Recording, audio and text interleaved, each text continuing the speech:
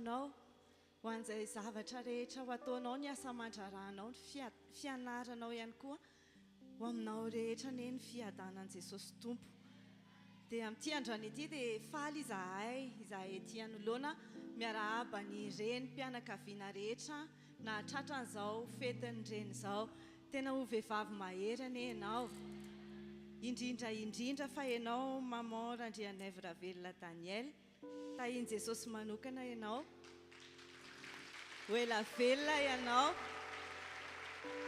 fa tanoranao ody indray toy ny any Voromahery, ary tena hoe ho vehivavy mahery amin'ny zavatra rehetra anie ianao, ho fitaratra ho amin'ny vehivavy rehetra hatao amin'izao fiangonana izao anie ianao. Par la même occasion, nous saluons aussi nos frères et sœurs qui suivent le culte en ligne. Que la paix de Jésus soit avec vous. Et pour toutes les mamans qui suivent aussi le culte, nous vous souhaitons une très joyeuse fête des mères en ce jour. Que vous soyez vraiment des femmes qui sera la fierté de Jésus en toutes circonstances. Dia amin'izao fotoan'izao ataontsika hiaraka hitsangana, dao hivavakantsika. Ametraka an'ity fotoana ity eo anatrehan'Andriamanitra. Zaho hivavaka fa ianao ihany koa tiako ianao tena hoe hivavaka mba tena ho tahian Jesosy be izao fotoanantsika eto izao, mba tena hisy ny fanatrehan'Andriamanitra izao fotoana izao. Ninona zavatra apetraka ny fanahy masinao aminao dia tonono izany androany fa hahen'Andriamanitra ny vavaka izay ataontsika. Dia ndao ary hivavaka avy hatrany. Seigneur Dieu, nous te remercions. Nous sommes reconnaissants vers toi en ce jour. Merci car tu as renouvelé notre souffle de vie. Tu as déposé ta miséricorde en nous et nous sommes là devant toi. Merci car aujourd'hui nous savons que tu es là avec nous. Tu es là parmi nous, tu vas agir. Et ce culte est vraiment un culte extraordinaire car nous servons un Dieu extraordinaire. Tu vas faire tant de choses aujourd'hui. Cela est notre foi, Seigneur. Jésus, nous savons aussi que tu es là avec nous. Tu vas faire des miracles comme toi, tu as fait dans la Bible sur toutes les personnes. Alors aujourd'hui, nous avons foi, Seigneur, que tu vas guérir tous les malades aujourd'hui. Que ce soit des personnes qui souffrent de maladies physiques, que ce soit les personnes qui souffrent de maladies spirituelles, que ce soit des personnes qui souffrent de maladies mentales, Seigneur, tu vas agir, tu vas les guérir parce que ton nom est un nom puissant. Aujourd'hui, Saint-Esprit, tu es là avec nous.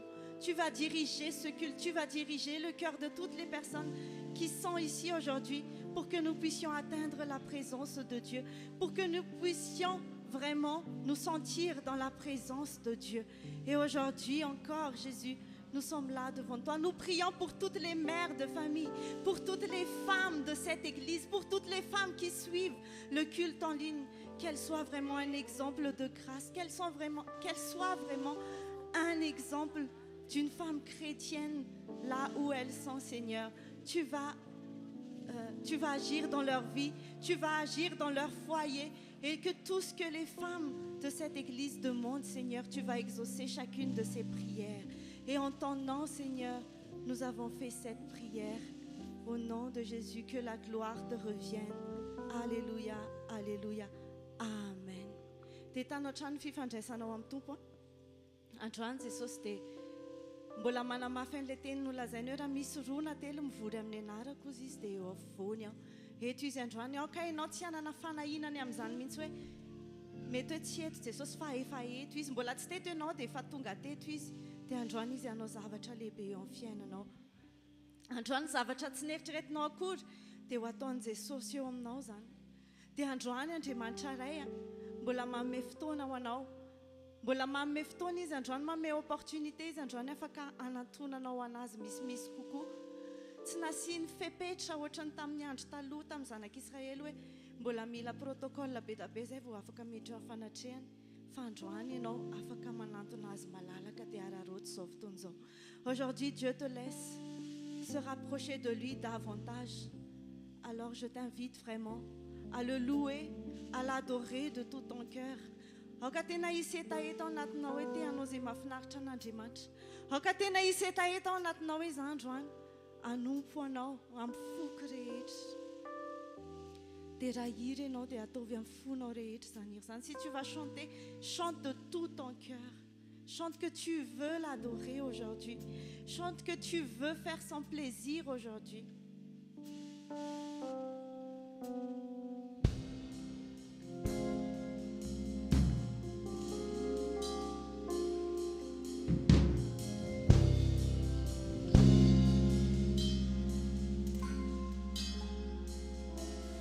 Quand je regarde ta sainteté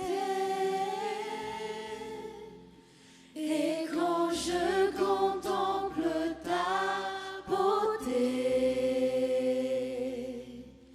les choses qui m'entourent ne valent plus rien pour moi. Je découvre la joie de te chanter. Je découvre la joie de chanter, de déposer ma vie à tes pieds. Il n'y a que toi qui importe pour moi.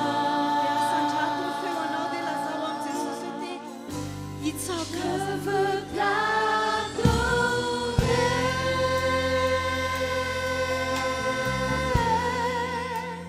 oui t'adorer,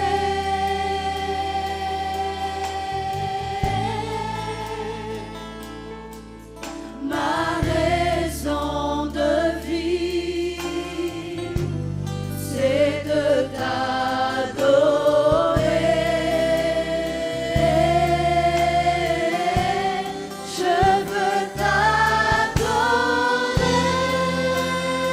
Oui, Seigneur, nous voulons t'adorer ce matin. Nous voulons te rendre gloire ce matin. Nous voulons juste te faire plaisir ce matin. Ma raison de vie, c'est de t'adorer.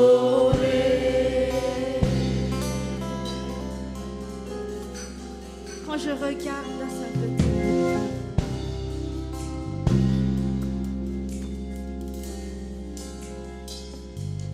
Quand je regarde ta sainteté,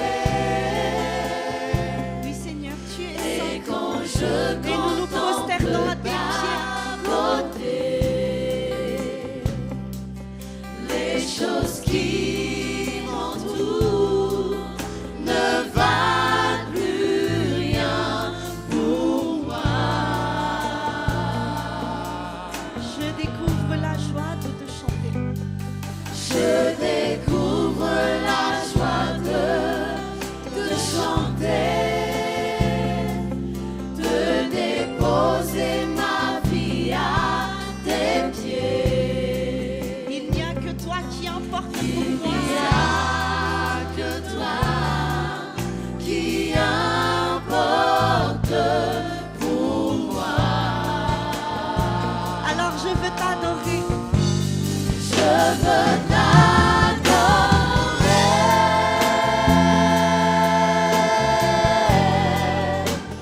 oui t'adorer,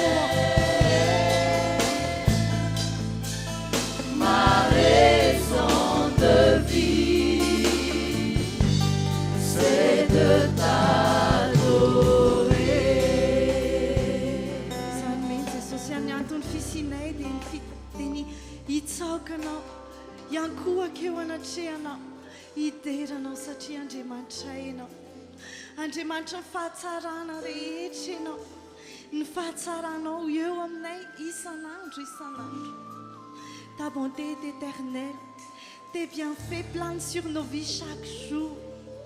Je ne cesserai jamais de dire que tu es bon, Seigneur. Je ne cesserai jamais de parler de ta bonté pour tout ce que tu as fait dans nos vies. Zavatra rehetra nataonao teo amin'ny fiainanay ho tantarainay isan'andro zany satria tsisy mahavita mihoatra ny vitanao. Ianao Andriamanitra tsara na tsy teny ary zay hoe tsara ianao dia ianao efa tsara foana. Mainka fa mahatsapy zay hoe ny fahatsaranao rehetra dia eo amin'ny fiainanay dia ho lazainay zany androany. Nous allons le dire, nous allons parler de ta bonté sur toutes les personnes qui nous entourent dans notre vie quotidienne, mais surtout devant toi, nous allons encore le proclamer. Nous allons proclamer ta bonté, Seigneur. Alléluia.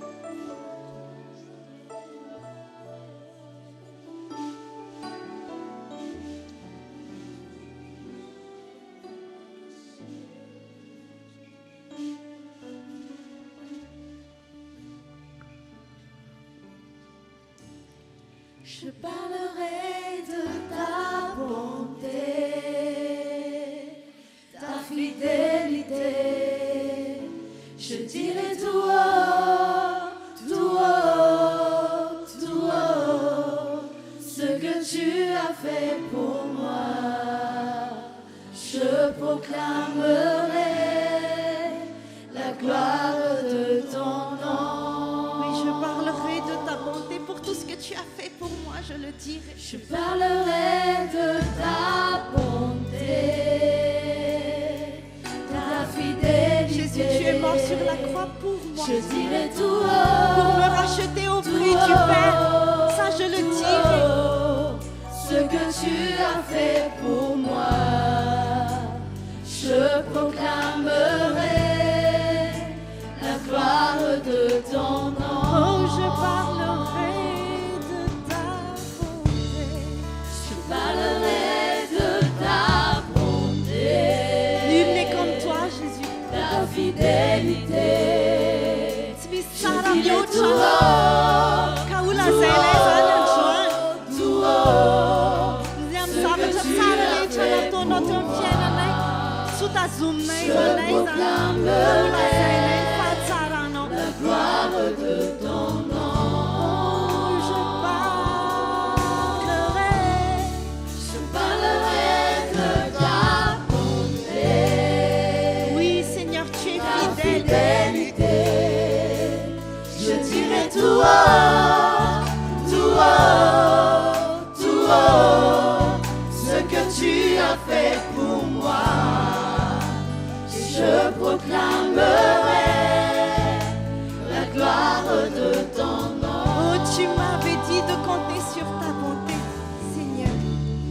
Tu m'avais dit de compter sur ta bonté.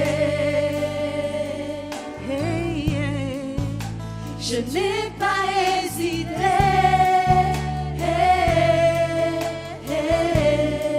Et quand tu m'as prouvé ta fidélité, Oh Dieu, vraiment tu oh m'as Dieu, étonné. vraiment tu m'as étonné. Tu m'avais dit de compter sur ta bonté. Tu m'avais dit de compter sur ta bonté. Je n'ai pas hésité. Car je sais en qui je crois, Prouver Seigneur. ta fidélité. Oh Dieu, vraiment tu m'as étonné. Alors je parlerai de ta bonté. Je parlerai de ta bonté, ta fidélité. Je dirai tout haut, tout haut, tout haut, ce que tu as fait pour moi. Je proclamerai la gloire de ton nom.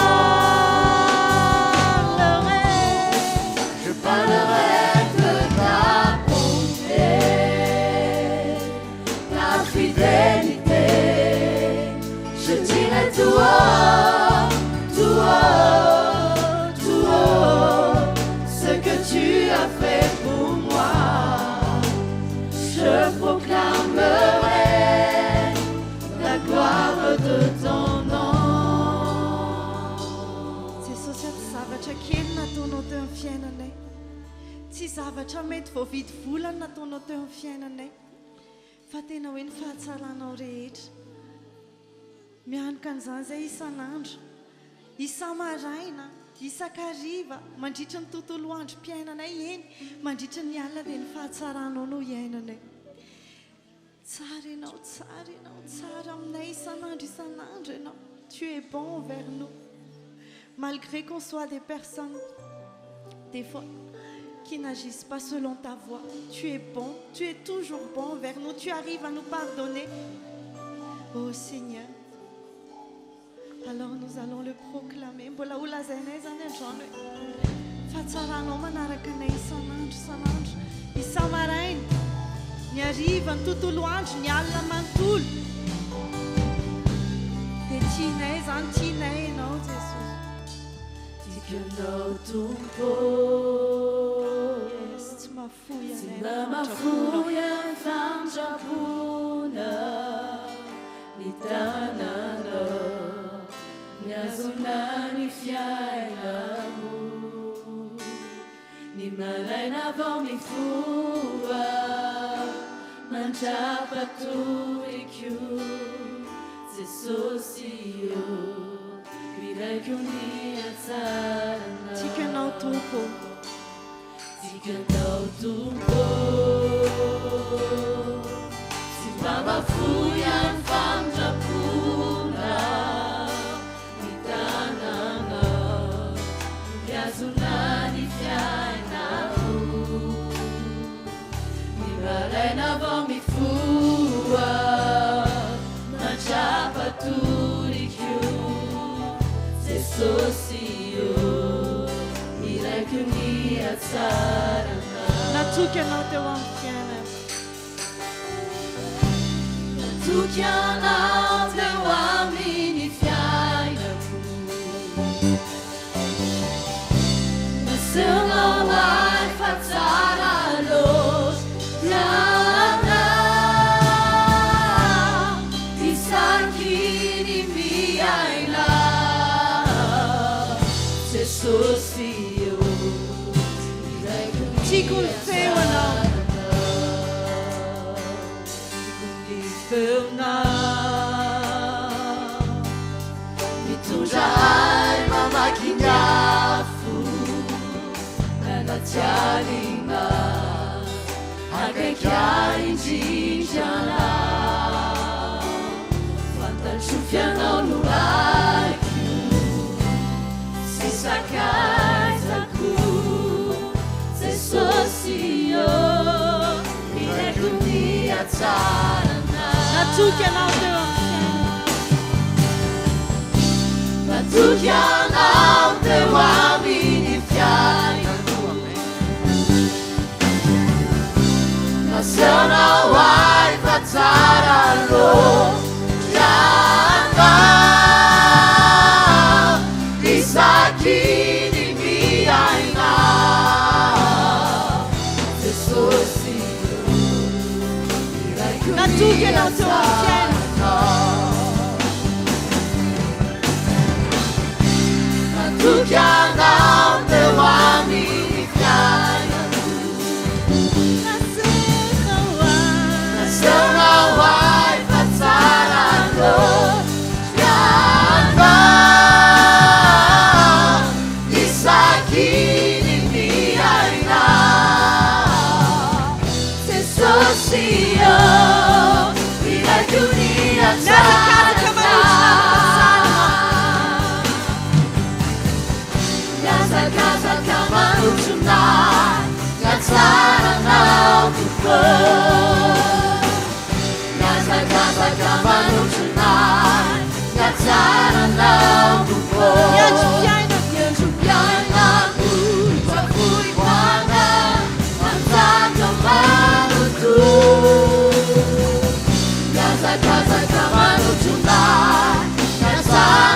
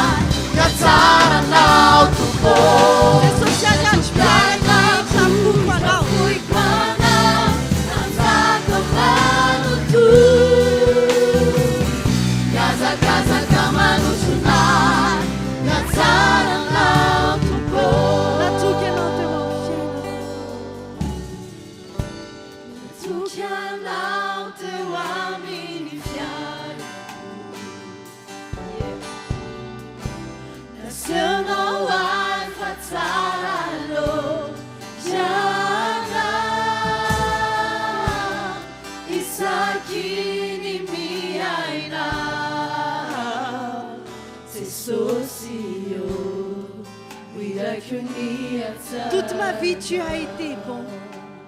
Et tu l'es encore d'ailleurs. Toute ma vie, tu as été bon. Oui, toute ma vie, tu as été fidèle. Toute ma vie, tu as été fidèle. Avec le souffle qui est dans mon cœur, je chanterai la bonté de Dieu. Je chanterai la bonté. Toute ma vie, tu as été bon. Toute ma vie, tu as été bon. Toute ma vie, tu as été fidèle. Avec le souffle qui est en moi, je chanterai la bonté de Dieu. Misotranao zahay Andriamanitra rana io ny amin'ity fotoana androany ity. Nous te remercions, Père, pour ce culte. Mino izahay fa avy any an-danitra ianao mitsinjo manokana an'izao fampompivavahana ataonay izao. Nous croyons vraiment que tu es dans les cieux en train de regarder ce culte. Mino ihany koa izahay fa efa miaraka aminay eto Jesosy Kristy zanakao. Nous croyons aussi que Jésus, ton Fils, est avec nous maintenant. Mino izahay fa aneho ny herinao amin'ny Andriamanitra anao ianao mandritra ty fotoana ity. Nous croyons vraiment que tu vas démontrer ta puissance en tant que Dieu maintenant. Ny tsiraray avy dia iona manokana aminao. Nous allons te rencontrer, Père. Ho asehonao mihitsy fa tena tianao izahay. Tu vas vraiment nous montrer que tu nous aimes. Ka dia misaotra ry Andriamanitra io. Alors nous te remercions. Amin'ny anaran'i Jesosy. Au nom de Jésus. Amen. Amen. Samy maka toerantsika rehetra. Prenons place. Raisitsika ho fahasoavana lehibe ho antsika ty fotoana androany marany ity. Nous estimons ce culte d'aujourd'hui comme une grande grâce. Aoka tsy ho fombafombana ho fazarana ny fatokavanao eto. N'acceptez pas de prendre ce culte comme une manière ou comme une religion. Fa isika toka eto anao dia manana etaeta ny iona amin'Andriamanitra. Mais à chaque fois que tu es ici, ayez la soif de rencontrer Dieu. Ary manana finoana ny andray zavatsoa avy amin'Andriamanitra. Et ayez la foi de recevoir des grandes choses de la part de Dieu. Ho tanteraka aminareo rehetra izay mino izany. Et qu'ils s'accomplissent ainsi. Andao antsika mbola hitehaka mafy. Acclamons encore très Andao fort. mbola hitehaka mafy any. Acclamons encore très fort. Halleluja. Alléluia. Manaraka izany dia arabaina avokoa ianareo rehetra izay efa tokasoma tsara eto. Ensuite, je salue à vous tous qui êtes ici. Arabaina manokana amin'izany ny renim-pianakaviana rehetra. Joyeuse fête à toutes les mamans. Satria androany no andro natokana ho an'ny renim-pianakaviana fetiny reny zany. Puisqu'aujourd'hui est un jour réservé pour toutes les mamans, c'est-à-dire la fête des mères. Ka ho lasa vehivavy mahery tokoa anie ianareo rehetra. Que vous soyez des femmes puissantes. Andao mbola hitehaka mafana Andriamanitra ihany Acclamons isika. très fort pour notre Andao Dieu. mbola hitehaka mafana Encore Andriamanitra ihany très isika. fort. Halleluja. Alléluia. Dia ho toizantsika moa ny fotoana izay nitoran'Andriamanitra antsika androany. On va continuer notre culte. Anao hira anankiray isika. On va faire un chant. Aoriana izay hira izay dia hiaraka hivavaka tsika rehetra. Et après cela, nous allons tous prier ensemble. Tena hoe anotena ho an'andriamanitra isika. Nous allons vraiment nous consacrer envers Dieu. Tena lazaintsika amin'andriamanitra fa ho azy mandrakizay isika. Nous allons lui dire que nous lui appartenons éternellement. Ary tsy isy zavatra hafa avelantsika isitona antsika mba hiverin-dalana.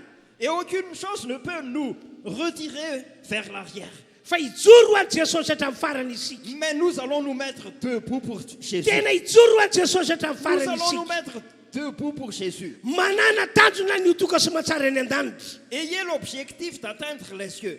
Anao hira anankiray isika aorinan'izay hira izay dia araka ilay teniko teo hoe hivavaka daholo tsika rehetra. On va faire un chant et après, nous allons tous prier. Angatantsika mitarika fidiarana hiroso amin'izany. Nous demandons la conductrice de louange.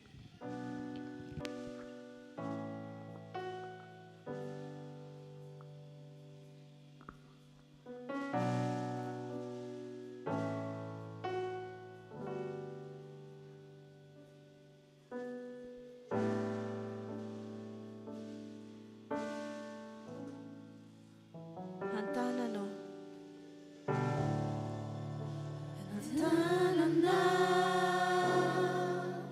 No petrako indray ny momba rehetra. Ny fiainako eo am-pelatana. Fiainako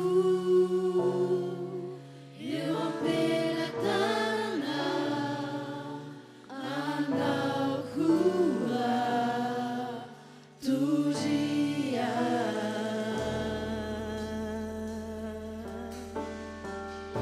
Jesosy mino anao. Jesosy mino anao,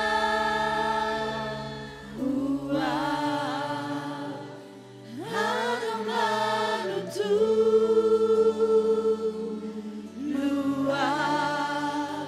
ny antony velomako sy ny antony rako. Dia ianao.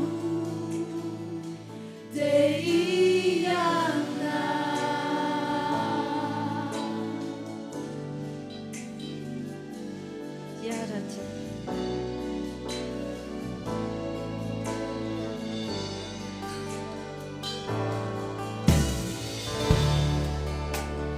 Yarati, naiza le aminao, naotsiky natoma. Dia atoky anao foana. Iainao. Amin'ny lalanao sy ny teny fikasanao rehetra.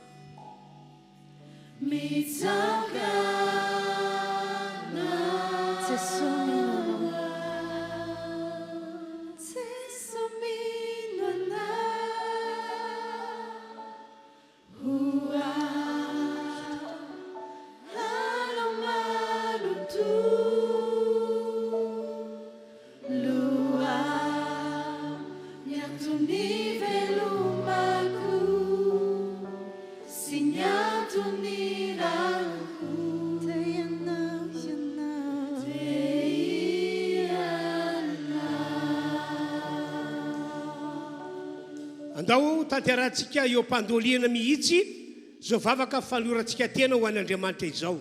Nous allons nous mettre à genoux et faisons la prière de consécration. Ianareo any tokantrano izay manaraka an'izao fotoana izao dia atao amikanko andohalika hivavaka tahaka anay.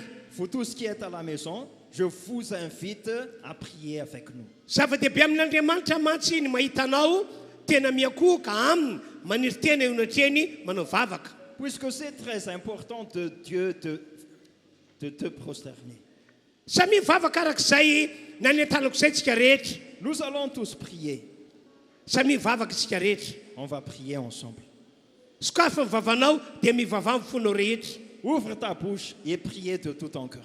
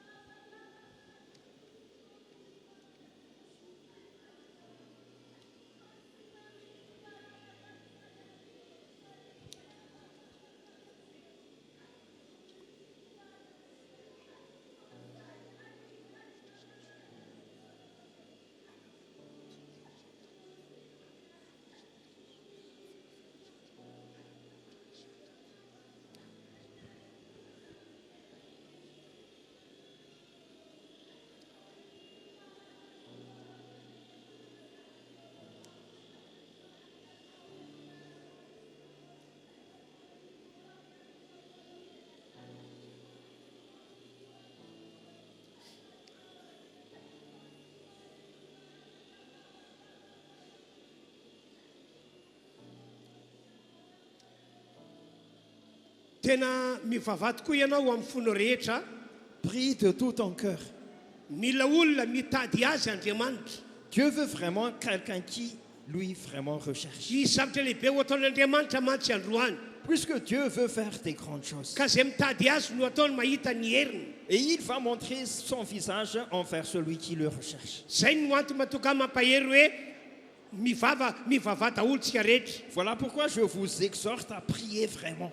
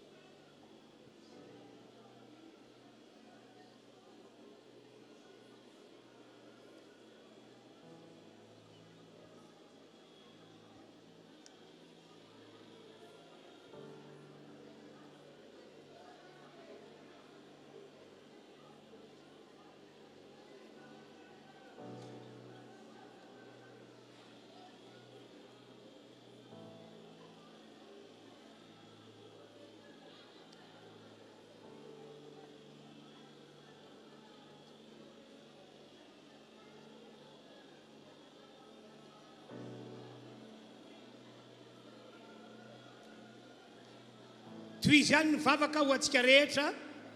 Continue toujours à prier. Tahaka izany ihany koa ianareo any tokantrano any toy izy mivavaka.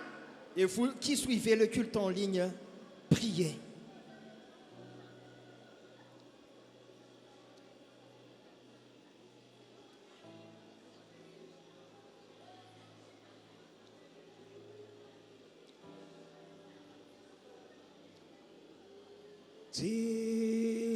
Jesu itianao, Jesu itianao, Jesu itianao. Itianao mba ho ahy.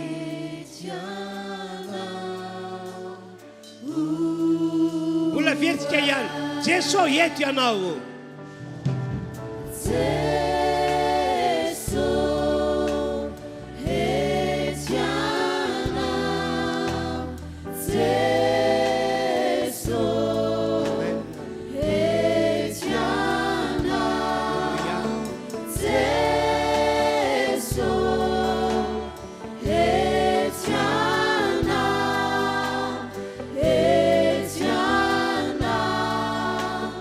Ooh. Jesu ndreto izahay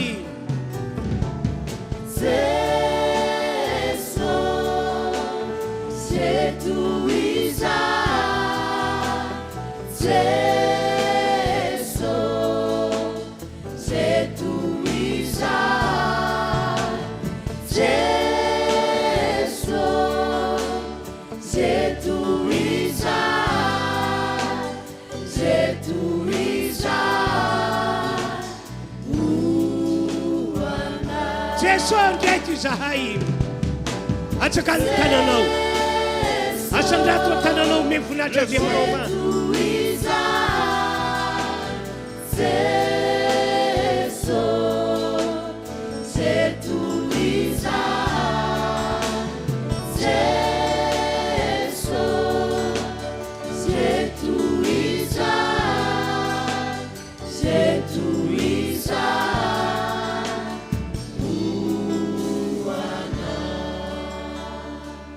Samy makatoerany tompoko.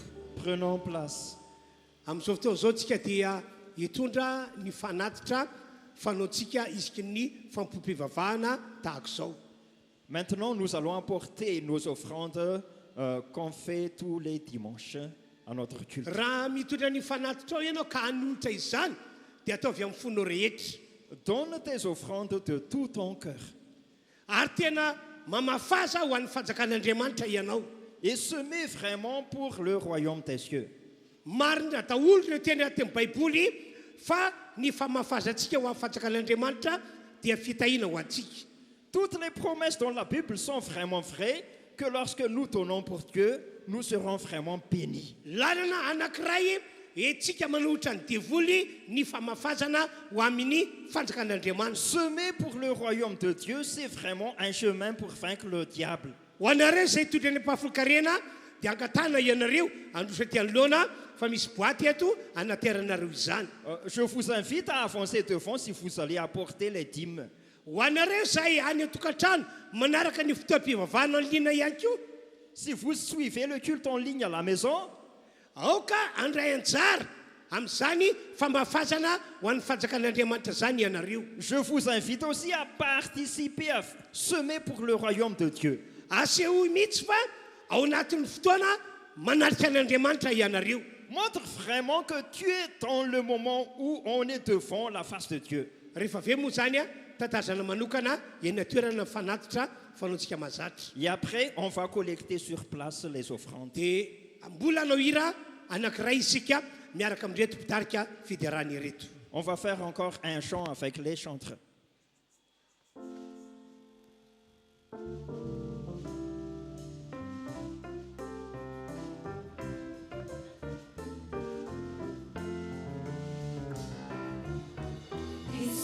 Fianako izao efa napetrako aminao ianao Jesosy ilay mpamo zay fanekeko antramaniso izay mitranga amiko anio ampitsoratra izay ekeko fatezina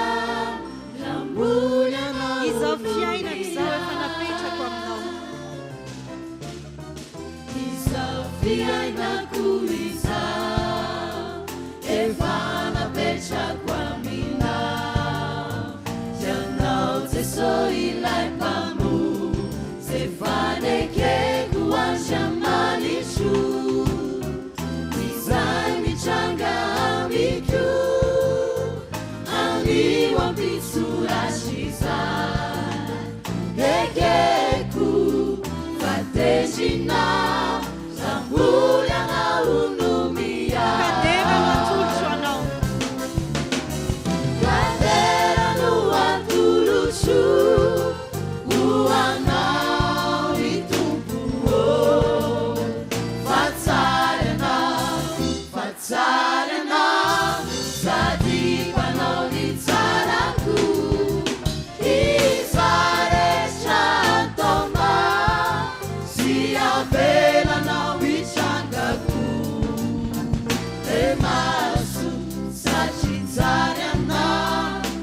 Kadera no atolotra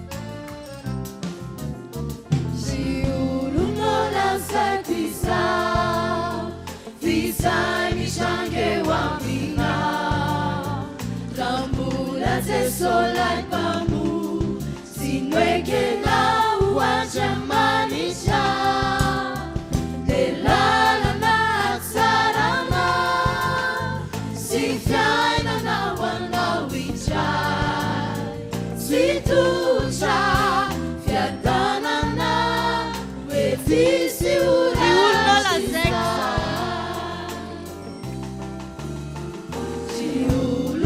Lasai kwisa Visani change wamina Lambula te solai pamu Sinuekena uanjamanisha Delalana aksarana Sifiainana wanawijai Situcha fiatanana Cadeira da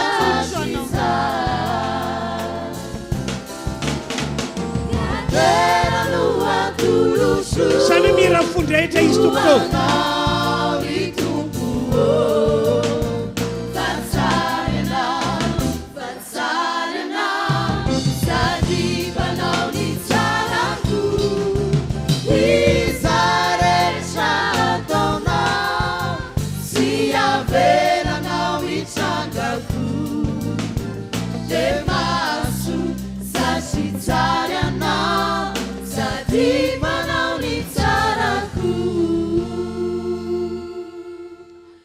Manarak'izay a isika ny faravolana tahaka zao dia mizara valopy rakidehibe isika. Ensuite, tous les fins du mois, nous distribuons des enveloppes spéciales pour des offrandes spéciales. Efa fanaontsika hatramin'izay ny fizarana valopy rakidehibe. On a déjà fait tout cela depuis toujours. Dia amin'ny herinandro zany ho averintsika zay valopy rakidehibe miaraka amin'ny fandraisana anjara. Alors, dimanche en 8, nous allons les rendre avec notre participation. Mbola anao hira anankiray isika mandrapavoazara andreny valopy ireny. Et en même temps, on va faire encore un chant pendant la distribution des enveloppes.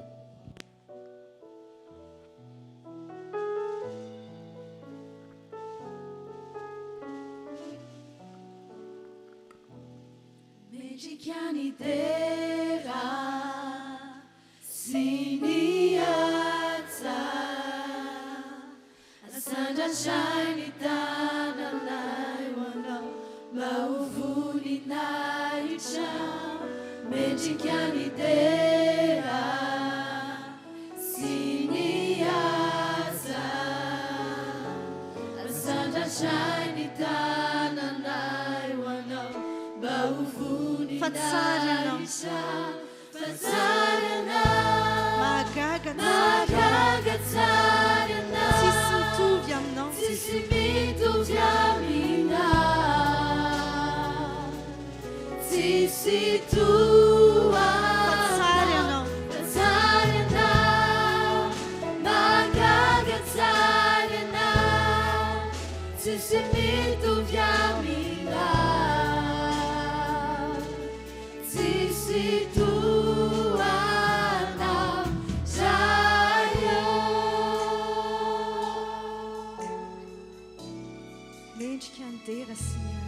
Mejikanidera siniasa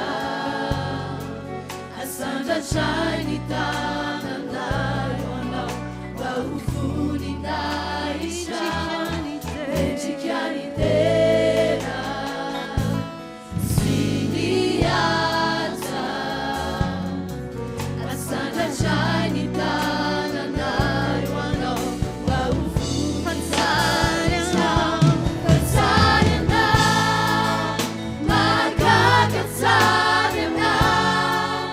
Sisimitovy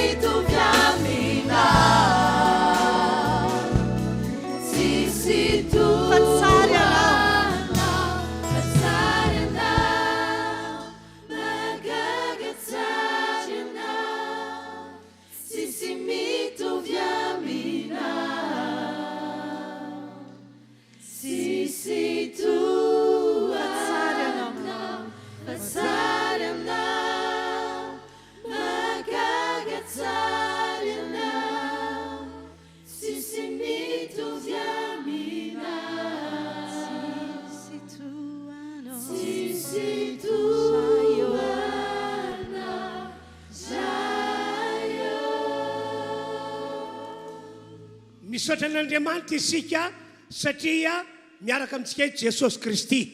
Nous remercions Dieu parce que Jésus-Christ est avec nous ici. Amin'ny anaran'i Jesosy anao hoe tsika lehibe amintsika eto izy androany. Au nom de Jésus, il va agir puissamment ici aujourd'hui. Satria mino isika fa eto Jesosy. Parce que nous croyons que Jésus est ici. Satria mino isika fa anao zavatra lehibe eto izy. Parce que nous croyons qu'il va agir Da puissamment. andao isika rehetra iaraka iteka faran'izay mafy. Acclamons fort pour le Seigneur. Raha mbola misy mafy noho izany dia ataovy ihany. S'il y a encore plus fort, faites plus fort. Alléluia. Alléluia. Hivavaka ho an'ny afatra izay entina eto isika amin'izao ora izao. Nous allons maintenant prier pour le message qui sera apporté ici. Mangataka azy isika hivavaka ho an'izany afatra izany. Nous allons prier au nom de Jésus. Seigneur, nous te rendons gloire pour ta présence dans ce lieu. Merci Seigneur pour les moments de louange et d'adoration que nous venons de vivre. Merci Seigneur pour ta fidélité et ton amour qui ne change pas. Maintenant, si nous allons entendre ta parole, nous te demandons de disposer nos cœurs. Ouvre notre intelligence pour comprendre les Écritures et donne-nous Seigneur un esprit de sagesse et de révélation. Que tout ce qui est distraction, toute confusion soit maintenant réduit au silence dans le nom puissant de Jésus.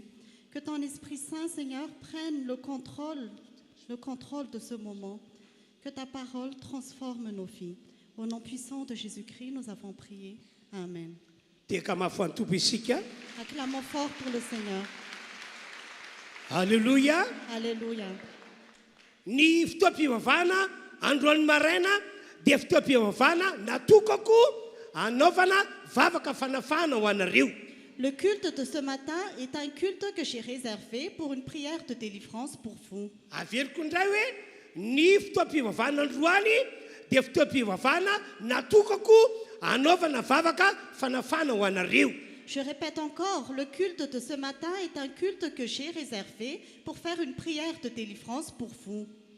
Satria zay no antony natokan'Andriamanitra ray nanome an'i Jesosy Kristy zanany ho antsika zanak'olombelona. Parce que c'est la raison pour laquelle Dieu le Père nous a donné son Fils pour nous. Nomen'Andriamanitra antsika Jesosy zanany mba hitondra fanafahana. Dieu nous a donné son Fils Jésus pour nous donner la délivrance. Araka ny voalasan'ny Baiboly dia niasa nitondra fanafahana tokoa Jesosy tamin'izy nandalo tety ambony tany. Comme la Bible le dit, Jésus a vraiment apporté la délivrance quand il était sur terre. Ary mbola araka ny voalasan'ny Baiboly ihany koa dia mbola niasa Jesosy nitondra fanafahana tamin'ny alalan'ny mpanompony. Et comme la Bible le dit aussi, Jésus a apporté la délivrance à travers son serviteur. Noho zany ho raisiko ny andraikitra araka fahefana nomena. Alors, je prends la responsabilité selon l'autorité qui m'a été donnée. Anao vavaka fanafana ho anareo aho. Je vais faire une prière de délivrance pour vous. Efa niteny an'izao teny zao Jesosy ao amin'ny Matthieu 20:20. Jésus a déjà dit cette parole dans Matthieu chapitre 18, verset 18. Zao voasoratra manao hoe lazaiko aminareo marina dia marina tokoa na inona fehezina reo ety ambony tany dia ho fehezina any an-danitra ary na inona vahanareo ety ambony tany dia ho vahana any an-danitra. Je vous le dis en vérité, tout ce que vous lirez sur la terre aura été lié au ciel et tout ce que vous délirez sur la terre aura été délié au ciel. Dikan'io teny nataon'i Jesosy dia izao. La raison de cette parole de Jésus, c'est ceci.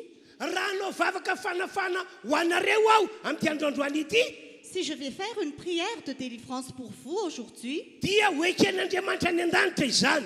Dieu qui est dans le ciel va l'accepter. Ary ho hamarin'Andriamanitra ao anatin'izao fotoana hanompontsika an'Andriamanitra izao. Et Dieu va le justifier pendant ce culte où nous le servons.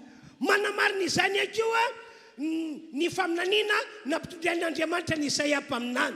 La prophétie que Dieu a donnée au prophète Ésaïe confirme également cela. Toy zao ny voalazan'ny Isaia mpaminany ao amin'ny Isaia 4:7-20. Voici ce qui est écrit dans Ésaïe chapitre 44 verset 26. Hoy ny Tompoandriamanitra hoe matoa ny tenin'ny mpanompoko aho. Le Seigneur Dieu a dit, je confirme la parole de mon serviteur. Rehefa mandray fanapa-kevitra ny mpanompon'Andriamanitra dia avy hatrany Andriamanitra manamarina an'izany fanapa-kevitra raisin'ny mpanompon'Andriamanitra izany. Quand le serviteur de Dieu prend une décision, Dieu confirme tout de suite la décision qu'il a prise. Dia toy zao ihany koa ny toan'ilay faminaniana hoe matateraka ny saina omeko ny hirako aho hoy Andriamanitra. Et voici la suite de la prophétie. Je mets à exécution les décisions annoncées par mes messagers, dit l'Éternel. Rehefa misy hevitra avy any an-danitra asainy omeny mpalopony ka lasain'ny mpalopony dia ho ataon'Andriamanitra tanteraka. Quand Dieu donne un message à travers son serviteur et que son serviteur le prononce, Dieu le réalise. Tamin'iny herinandro ambony iny dia natsapa famangin'Andriamanitra aho fa tokony hanao délivrance androany maraina. La semaine dernière, j'ai reçu la visitation du Seigneur que je dois faire une délivrance ce matin. Mino asany fa arak'ilay faminaniana nampitonana Isaia mpaminany dia ho hamarin'Andriamanitra ny vavaka fanafahana izay ataoko anareo.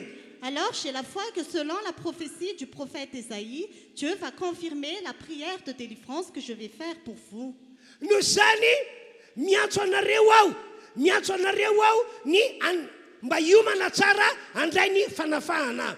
Alors, je vous invite à bien vous préparer pour recevoir la délivrance. Ary mino fa ho ahafahan'Andriamanitra tokoa ianareo. Ayez la foi que Dieu va vraiment vous délivrer. Dia hoy aho hoe tsy mba maniry no afaka ve ianareo ry havana malala. Et je vous demande, est-ce que vous ne voulez pas être délivré, bien-aimé? Mampahory sy mampijalaka izany atao hoe fiainana misy famatorana izany e.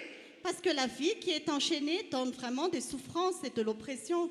Raha voafatotra amin'ny fahazarana ratsy anao dia mampahory izany. Si tu es enchaîné par de mauvaises habitudes, cela te fait souffrir. Raha voafatotra amin'ny alalan'ny trosa tsy voaefa ianao mampahory izany. Si tu es toujours endetté, cela te fait souffrir. Raha voafatotra amin'ny alalan'ny aretina ianao mampahory izany. Si tu es enchaîné par les maladies, cela te fait souffrir. Raha voafatotra ny fonao ka misy fahaviasarana foana mampahory izany. Si ton cœur est enchaîné et que tu ressens toujours de la lourdeur, cela te fait souffrir. Zay manianto matoka miteny hoe tsy maniry no afaka ve ianareo amin'ity androandroany ity. C'est pour ça que je vous demande, est-ce que vous ne voulez pas être délivré aujourd'hui? Averiko indray fa anao vavaka fanafana ho anareo aho androany. Je répète encore, je vais faire une délivrance pour vous aujourd'hui. Mino aho fa Jesosy miaraka amintsika eto anamarina ny hetsika rehetra zay ho ataoko. J'ai la foi que Jésus qui est avec nous ici va confirmer toutes ces paroles. Ndao hiteka mafan'Andriamanitra isika. Acclamons fort pour le Seigneur. Mino antiteny manaraka zay vakiko aminareo ity ianareo. Ayez foi en cette parole que je vais vous lire. Korinthiana faharoa toko fadimy andimy fafito ambin'ny folo. 2 Corinthiens chapitre 5 verset 17. Tenin'Andriamanitra fa enitsika hatramin'ny ela izy io. C'est une parole de Dieu que nous avons entendue depuis toujours. Toy izao ny voasoratra manao hoe Voici ce qui est écrit. koa raha misy olona ao amin'ny Kristy dia olom-baovao izy. Efa lasa ny zavatra taloha indreo efa tonga vaovao ireo. Si quelqu'un est en Christ, il est une nouvelle créature. Les choses anciennes sont passées. Voici, toutes choses sont devenues nouvelles. Mazava aminareo rehetra tonga eto ve dikan'io tean'io. Est-ce que vous comprenez ces paroles? Zany hoe na iza olombelona ka tonga ao amin'i Jesosy.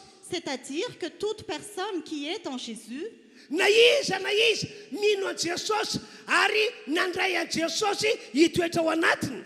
toute personne qui croit en Jésus et qui a reçu Jésus en lui, Dia araka io tean'io mihitsy no tokony ho fiafaran'ny fiainana. sa vie doit être conforme à cette parole. Lasa olona vaovao izy. Il devient une nouvelle créature. Lasa olona vaovao izy. Il devient une nouvelle créature. Andriamanitra ray mihitsy no manamboatra an'ilay olona ho lasa olona vaovao. C'est vraiment Dieu le Père qui crée une nouvelle personne. Zany hoe le fiainanao fahiny, C'est-à-dire que ta vie d'autrefois, fiainana ratsy, qui est une vie mauvaise, dia tsy natao ho fiainanao intsony zany rehefa tonga ao amin'i Jesosy ianao. ce ne sera plus ta vie quand tu es en Jésus. Zany no dikan'io Korinthiana faharoa toko fadimy andimy fafito ambin'ny folo io. C'est la signification de ce 2 Corinthiens chapitre 5 verset 17. Anome ohatra aminareo aho. Je vais vous donner un exemple. Taloha tafasaraka tamin'Andriamanitra isika. Avant, nous étions séparés de Dieu. Tafasaraka tamin'Andriamanitra ianao. Tu étais séparé de Dieu. Fa ankehitriny kosa rehefa tonga ho amin'ny Jesosy isika, rehefa tonga ho amin'ny Jesosy ianao, Mais maintenant, quand nous sommes en Jésus, quand tu es en Jésus, dia lasa olona eo an-tanan'Andriamanitra indray. tu deviens une personne qui est dans les mains de Dieu. Zay le fiainana vaovao no manin'Andriamanitra tsy tohantsika amin'ny alalan'ny finoanan'i Jesosy. C'est la vie nouvelle que le Dieu Tout-Puissant nous a réservée à travers notre foi en Jésus. Ary tena tokony ho tsapanao mihitsy ny famarinana zany hoe tena eo an-tanan'Andriamanitra tokoa ianao. Et tu dois vraiment sentir cette vérité que tu es vraiment dans les mains de Dieu. Taloha no vesara ny ozina ianao. Autrefois, tu avais beaucoup de malédictions. Nisy ozina ny tatao teo amintsika rehetra. Beaucoup de malédictions reposaient sur nos têtes. Fa ankehitriny kosa rehefa tonga ho amin'ny Jesosy ianao, rehefa tonga ho amin'ny Jesosy isika, Mais maintenant que nous sommes en Jésus, que tu es en Jésus, dia fiainana mifanohitra amin'izany no tian'Andriamanitra iainantsika. c'est une vie qui s'oppose à cela que Dieu veut que nous vivons. Lasa olona voatay ianao. Tu deviens une personne bénie. Lasa olona voatay isika rehetra. Nous devenons tous bénis. Zay le fiainana vaovao tian'Andriamanitra isogadina eo amintsika mandritry ny androm-piainantsika. C'est la vie nouvelle que Dieu veut nous donner durant toute notre existence. Taloha no tapahany devoly ny fiainantsika. Autrefois, c'était le diable qui était sur notre vie. Zay ty devoly natao no nataontsika. Il faisait sur nous tout ce qu'il voulait faire. Ary rehefa manao ny asany devoly dia tsy misy afaka manohitra zany isika fahiny. Et quand le diable faisait ses œuvres, nous ne pouvions pas nous opposer à cela autrefois. Fa rehefa tonga ho amin'ny Jesosy kosa isika dia mifanohitra amin'izany no tian'Andriamanitra ho tsapantsika. Mais quand nous sommes en Jésus, Dieu veut que nous voyions autre chose. Lasa mpandresy isika. Nous devenons victorieux.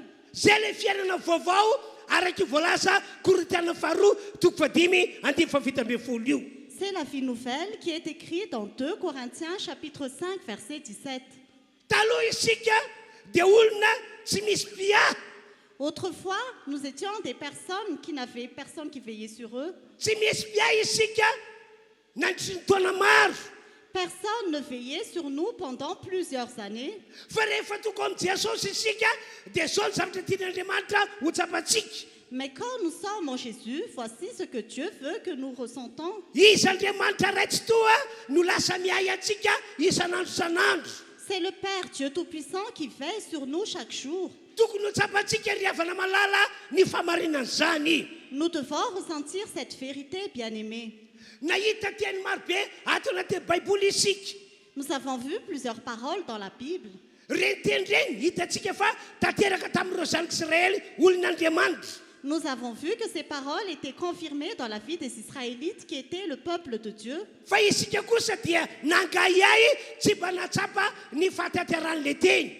Mais nous nous sommes inquiétés, nous n'avons pas vu la vérité de ces paroles. Zany fiainantsika teo aloha. C'était notre vie autrefois. Fa rehefa tonga amin'ny Jesosy kosa isika dia nataon'Andriamanitra matsapa zay tsapany zanak'Israely. Mais quand nous sommes en Jésus, Dieu a fait que nous ressentons la même chose que les Israélites. Natao andray zavatra niraisin'ireo zanak'Israely. Nous sommes faits pour recevoir ce que les Israélites avaient reçu. Zany le fiainana vaovao no manin'Andriamanitra ho antsika ao amin'ny Jesosy Kristy. C'est la vie nouvelle que Dieu nous a préparée en Jésus. Tsy zany mantsy fa rehefa tonga amin'ny Jesosy isika dia natsakan'Andriamanitra ho zanak'Andriamanitra. Parce que quand nous sommes arrivés en Jésus, Dieu nous a adoptés comme ses enfants. Zanak'Andriamanitra tahaka ny Jesosy mihitsy. Nous sommes des enfants de Dieu comme Jésus.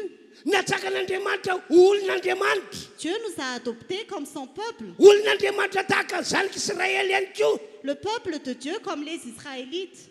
Ka reo fahasoavana marobe izay efa nataon'Andriamanitra tamin'ireo zanak'Israely dia nataon'Andriamanitra metrika ho raisika rehefa tonga ao amin'ny Jesosy isika. Et toutes les bénédictions que Dieu a données aux Israélites, Dieu va nous le donner quand nous sommes en Jésus. Andao dia efa kitsika ny voalaza Baiboly Efesana toko faharoa andimy faraika ambin'ny folo ka hatramin'ny andimy fahatelo ambin'ny folo.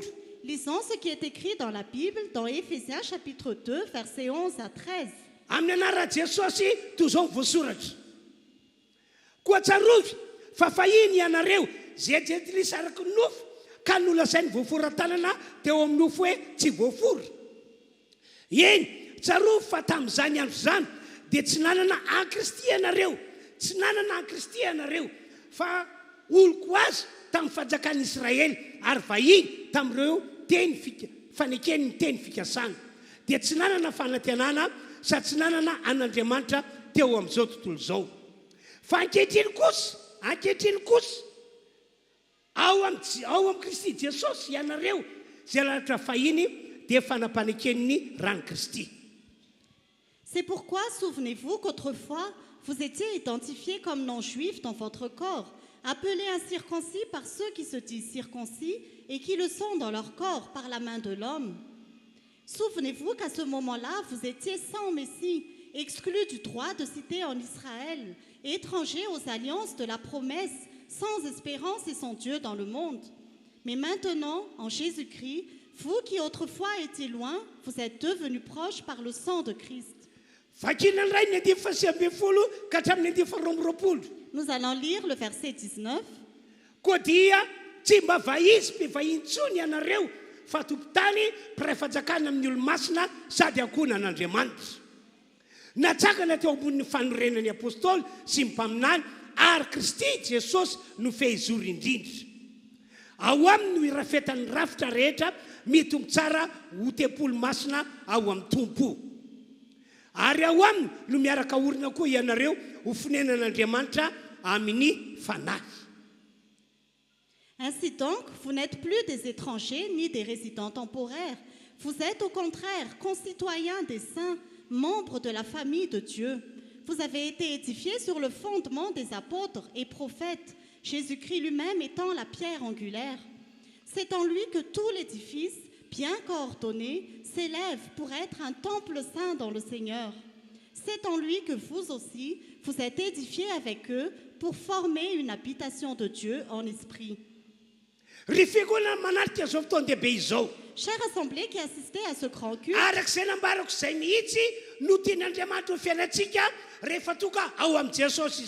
c'est vraiment ce que je vous ai annoncé tout à l'heure, que Dieu veut que nous vivions quand nous arrivons en Jésus. Dieu veut que nous devenions une nouvelle créature. Dieu veut que se réalise l'écriture dans 2 Corinthiens chapitre 5 verset 17.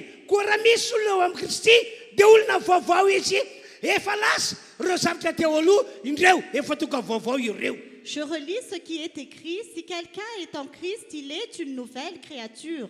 Les choses anciennes sont passées, voici, toutes choses sont devenues nouvelles. Ce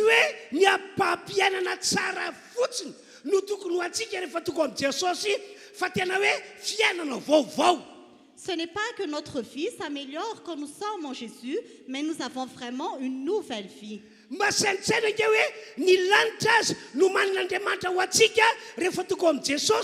Pense que même le ciel, Dieu l'a réservé pour nous quand nous sommes en Jésus.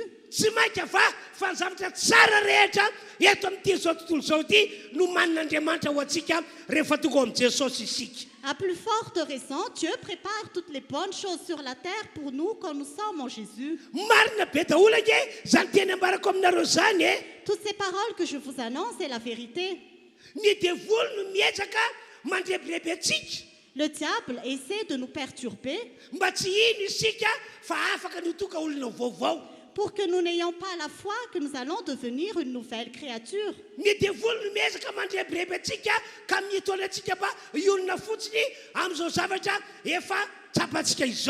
Le diable essaie de nous perturber pour que nous nous contentions de ce que nous avons maintenant.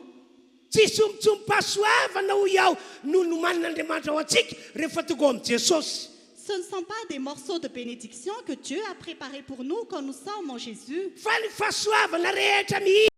Mais c'est vraiment toutes les bénédictions.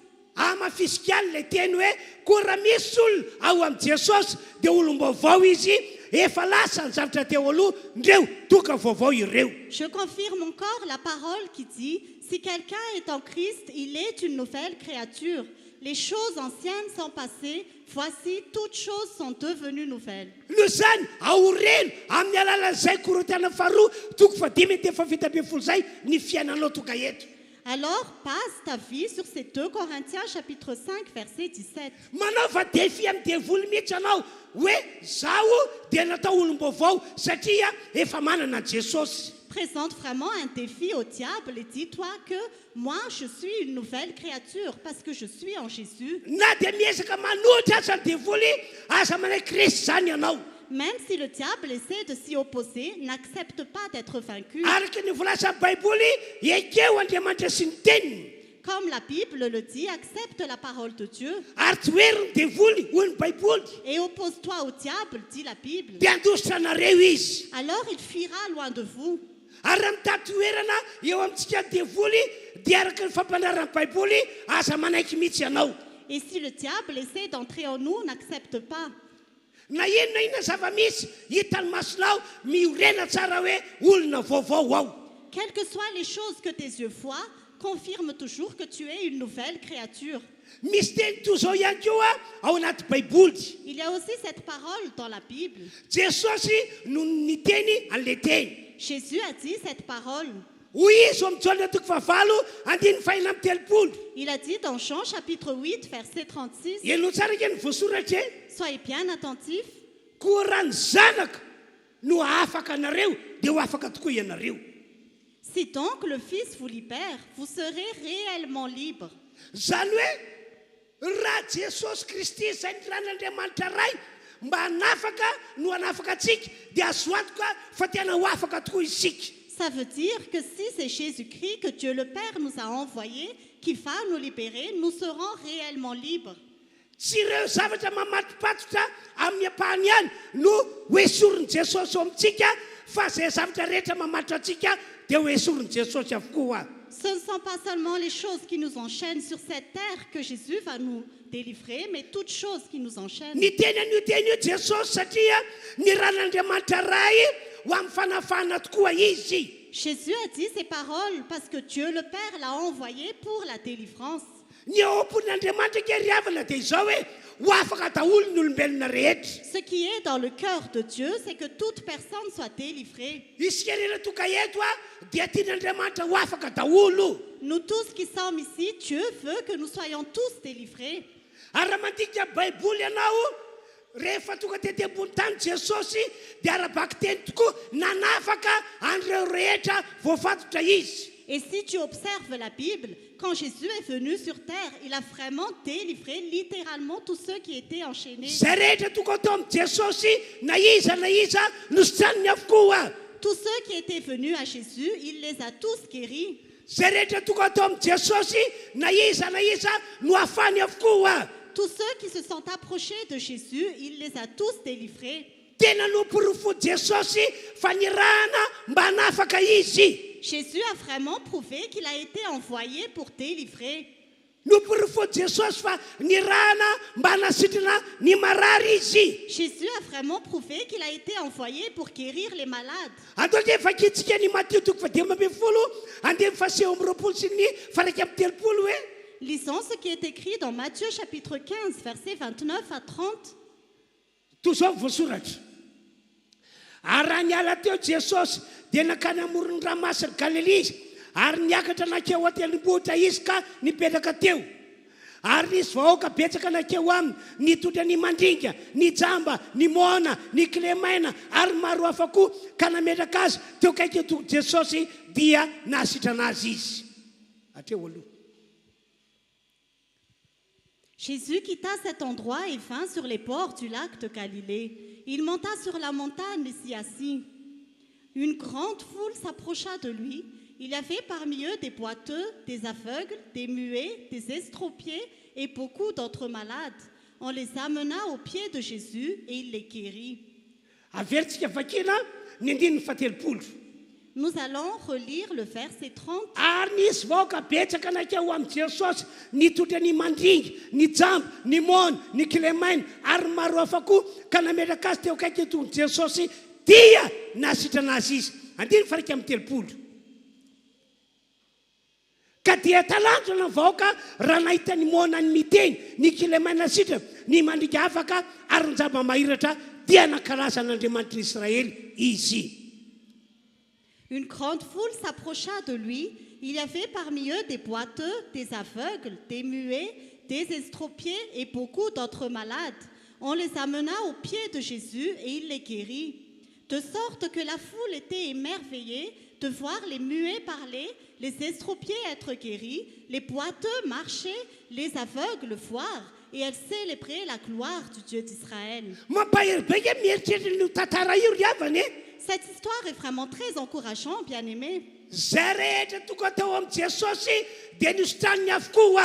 Tous ceux qui sont arrivés en Jésus, il les a tous guéris. Tous ceux qui se sont approchés de Jésus, il les a tous délivrés.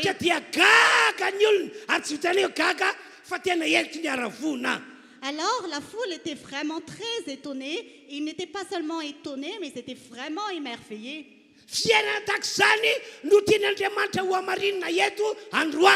C'est une vie pareille que Dieu veut justifier ici aujourd'hui. Parce qu'actuellement, Jésus est avec nous ici. Vous qui êtes malades, il va vous guérir. Vous qui êtes enchaînés, croyez qu'il va vous délivrer.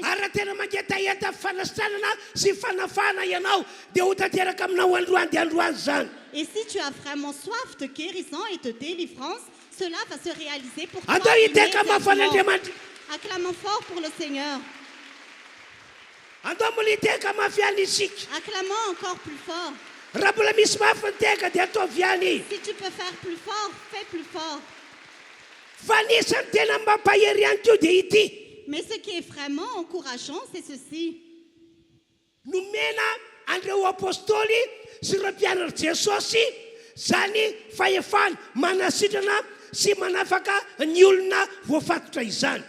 Le pouvoir de guérir et de délivrer les personnes ont été donnés aussi aux apôtres et aux disciples de Jésus.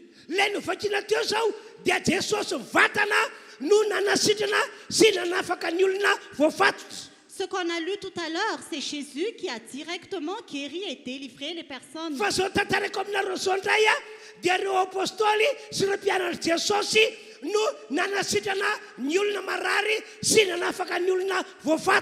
Mais ce que je vous raconte maintenant, ce sont les apôtres et les disciples de Jésus aussi qui ont guéri les malades et ont délivré. Et la Bible dit que les apôtres et les disciples de Jésus ont vraiment eu du succès. Ils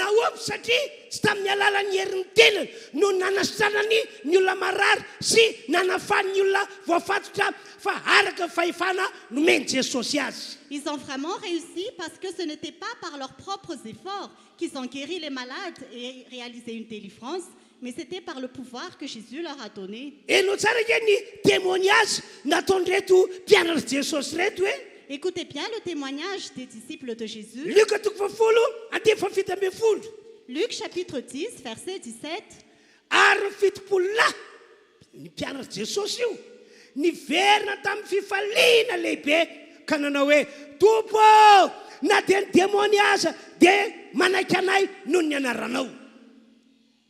Les 70, ce sont les disciples de Jésus. Ils revinrent tout joyeux et dirent: Seigneur, même les démons nous sont soumis en ton nom.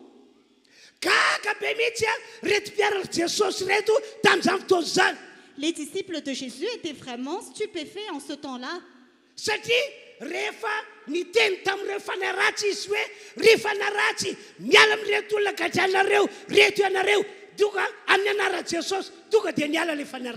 Parce que quand ils ont parlé aux esprits mauvais, quand ils ont dit « Esprit mauvais, quittez ces personnes », l'esprit mauvais est sorti.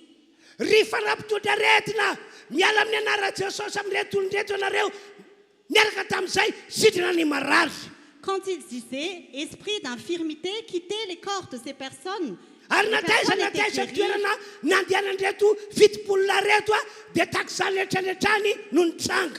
Et c'est ce que les 70 personnes ont fait.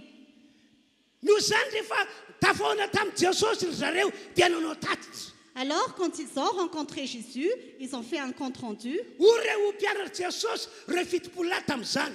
Les disciples de Jésus, les 70, ont dit en ce temps-là, Mpampianatra Maître, resy lahatra izahay nous sommes convaincus fa manaiky ny anaranao avokoa na ny aretina na ny démonie. que les maladies et les démons sont soumis en ton nom. Antoka efa kitsika ny indimy fasi ambin'ny folo liko toko fafolo. Lisons ce qui est écrit dans le verset 19 de Luc. Oreo fitopolo lahy ia azafady andimy fafito ambin'ny folo aloha. Ary fitopolo lahy niverana tamin'ny fifaliana ka nanao hoe tompo na dia ny démonie aza dia manaiky anay noho ny anaranao. Andiny fasi ambin'ny folo. Ino efa nomeko fahefana ianareo o Jesosy. Fahefana alitsika ny mianarana sy maika. Fahefana andresy ny heretrana na fahavalo ka tsy hisy ampaninona anareo akory.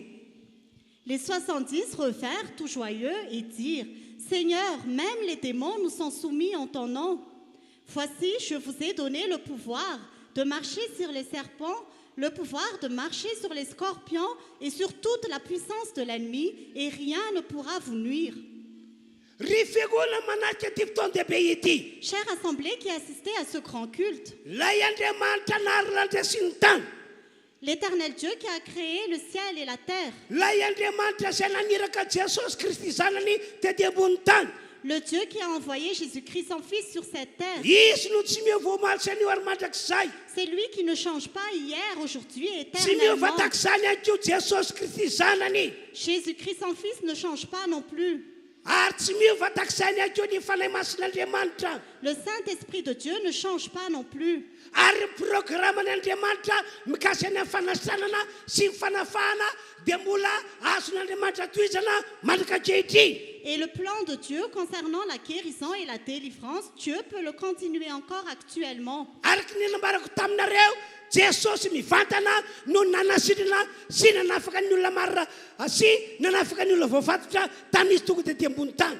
Comme je vous l'ai dit tout à l'heure, Jésus a directement guéri les malades et réalisé des délivrances quand il était sur terre. Ary araky ny nambarako taminareo teo reo apôstôly sy reo mpianatra Jesosy ihany keo dia nomeny Jesosy fahefana hanao ny asa zay efa nataony Jesosy. Et comme je vous l'ai dit tout à l'heure, Dieu a aussi donné le pouvoir aux apôtres et aux disciples de Jésus de continuer les œuvres de Jésus. Zany no antony matoka Baiboly mitantara fa reo apôstôly reo mpianatra Jesosy dia afaka nanasitrana ny marary sy nanafaka ny olona voafatotra ihany koa. C'est pour ça que la Bible raconte que les disciples et les apôtres ont pu aussi guérir les malades et faire des délivrances. Androany ihany koa zany dia mijoro eto ny atren'Andriamanitra amin'ny anaran'i Jesosy ao. Aujourd'hui aussi, je me tiens debout devant Dieu au nom de Jésus. Amin'ny maha-mpanompon'Andriamanitra En tant que serviteur de Dieu, mino ny fahefana izay nomeny ahy ao. j'ai foi en l'autorité qu'il m'a donnée. Ka na iza na izy nareo marary toka eto Et quiconque est malade ici, amin'ny anaran'i Jesosy hositranina daholo ianareo izay marary. au nom de Jésus, vous allez tous être guéris. Vous Hoe qui êtes esoriko malades, aminareo ny herin'ny aretina amin'ny anaran'i Jesosy. toutes les maladies quitteront les corps au nom de Jésus. Zany teny ambarako zany misy herin'Andriamanitra magaga miatefany aminareo. Dans cette parole que j'annonce, il y a une puissance extraordinaire de Dieu sur vous. Zay rehetra mino amin'izao ora izao dia efa sitrana ianao. Tous ceux qui croient à cette heure-ci est déjà guéris. Taka ny tamin'ny maraina teo zao dia nisy olona maromaro nosotranin'i Jesosy. Par exemple, ce matin, beaucoup de personnes étaient guéries par Jésus. Dia androany ihany koa tsy olona maromaro fotsiny nosotranin'i Jesosy fa amin'ny anaran'i Jesosy ianareo rehetra izay marary ho sitrana daholo. Et maintenant aussi, au nom de Jésus, vous tous qui êtes malades, vous êtes tous guéris. Ary na inona endrika famatorana nety devoly teo aminareo hatramin'izay amin'ny anaran'i Jesosy ho afahako ianareo. Et quelles que soient les chaînes que le diable a mis sur vous depuis toujours, au nom de Jésus, je vous délivre. Raha mahatsapa tena tokoa ianao hoe voafatotra Si tu sens que tu es enchaîné ary tsy te hiaina amin'izany intsony et tu ne veux plus vivre cela, dia ho afaka tokoa ianao androany. alors tu es délivré aujourd'hui. Ho afaka tokoa ianao androany. Tu es délivré aujourd'hui. Ho afaka amin'ny anaran'i Tu Jesosy. es délivré au nom de Jésus. Ho afaka amin'ny anaran'i Tu Jesosy. es délivré au nom de Jésus. Ny zava-dehibe andrasan'Andriamanitra dia hoe ianao mino fa nafaka anao Jesosy androany. Ce que Dieu attend de toi, c'est que tu crois que Jésus va te délivrer aujourd'hui. Ianao mino fa amin'ny alala vavaka ataoko dia ho afaka ianao. C'est que tu crois qu'à travers la prière que je fais, tu es délivré. ohatra amin'izany ho sitrana ianao zay marary. Par exemple, tu es guéri, toi qui es malade. ohatra amin'izany ho tapaka ireo herina ozina ny tatao teo amin'ny fiainanao. Par exemple, les malédictions qui étaient sur ta vie sont brisées. ohatra amin'izany ihany koa hiala daholo rehefa matorana nataon'ny fanaratsy teo amin'ny fiainanao. Par exemple aussi, tous les liens que les esprits mauvais ont fait sur toi sont brisés. eka ane ka ho ara-bako teny le Korinthiana faharotoko fadimy andininy fafito ambin'ny folo. Que ce qui est écrit dans 2 Corinthiens chapitre 5 verset 17 se réalise littéralement. satria ianao efa toko amin'i Jesosy dia hoy aho hoe ho toka olona vaovao zany ianao androany. Parce que tu es déjà en Jésus, je te dis que tu es une nouvelle créature aujourd'hui. anisan'ny fanafana lehibe ho ataon'Andriamanitra ihany koa androany. Parmi les délivrances que Dieu va aussi faire aujourd'hui, ho avoakan'Andriamanitra mpandresy ianao manoloana ny ady hatreny. Dieu va te rendre victorieux devant tous les défis que tu as. ho tahina tahaka ny Abrahama sy Isaka ary Jakoba ihany koa ianao. Tu seras béni comme Abraham, Isaac et Jacob. zay rehetra mino zany dia katahako hiteka mafy be. Que tous ceux qui croient en cela acclament très fort. fa ity misy fananarana kely apetrako aminareo. Mais voici ce que je vous dis. aoriana vavaka zay ataoko Après la prière que je vais faire, dia isy fanafana lehibe tokoa ho tsapanareo. il y aura une grande délivrance que vous allez vivre. dia ilay nambarako teo hoe afaka no tahina tahaka ny Abrahama sy Isaka ianareo. Comme j'ai dit tout à l'heure, vous pouvez être bénis comme Abraham et Isaac. fa tandreny rehefa voatay ianao ka hiala amin'Andriamanitra indray. Mais faites attention, quand vous serez bénis, ne quittez pas Dieu. maro amin'ny olona matsy tena maro rehefa voatany fiainany dia adiny ny Andriamanitra. Parce qu'il y a beaucoup de personnes, quand leur vie est bénie, ils oublient Dieu. tsy manompo an'Andriamanitra tahaka ny fahiny intsony izy. Ils ne servent plus Dieu comme auparavant. tena mahita mpino kristiana be deaibe mana fiaina tahaka izany aho a. Je vois vraiment beaucoup de chrétiens qui vivent comme cela. rehefa notahina sy nambinina izy Quand ils sont bénis et qu'ils ont réussi, ohatra lasa nahazo fiara tsara tarehy par exemple, ils ont eu une belle voiture. dia tsy toka mamonjy fiarah-miakona tahaka ny fanaony fahiny izy. Ils ne viennent plus au culte comme ils faisaient autrefois. fa isika faran'ny herinandro aizany misy azy lasa mivoaka ny tanàna Antananarivo mandeha mitsakatsakana mandeha maka-rivotra. Mais à la fin de la semaine, où est-ce qu'on les trouve? Ils quittent la ville de Tananarive et ils sortent là-bas pour... tsy hoe ny ray mandeha na indro fotsiny izy no nafoy fiarah-miangonao tahaka izany fa lasa fiainana isan-kerinandro mihitsy. Ce n'est pas seulement une fois ou deux fois qu'ils ne viennent plus au culte, mais ça devient vraiment leur vie hebdomadaire. tsy hitanao atam-piangonana intsony izy raha tsy efa andro fety.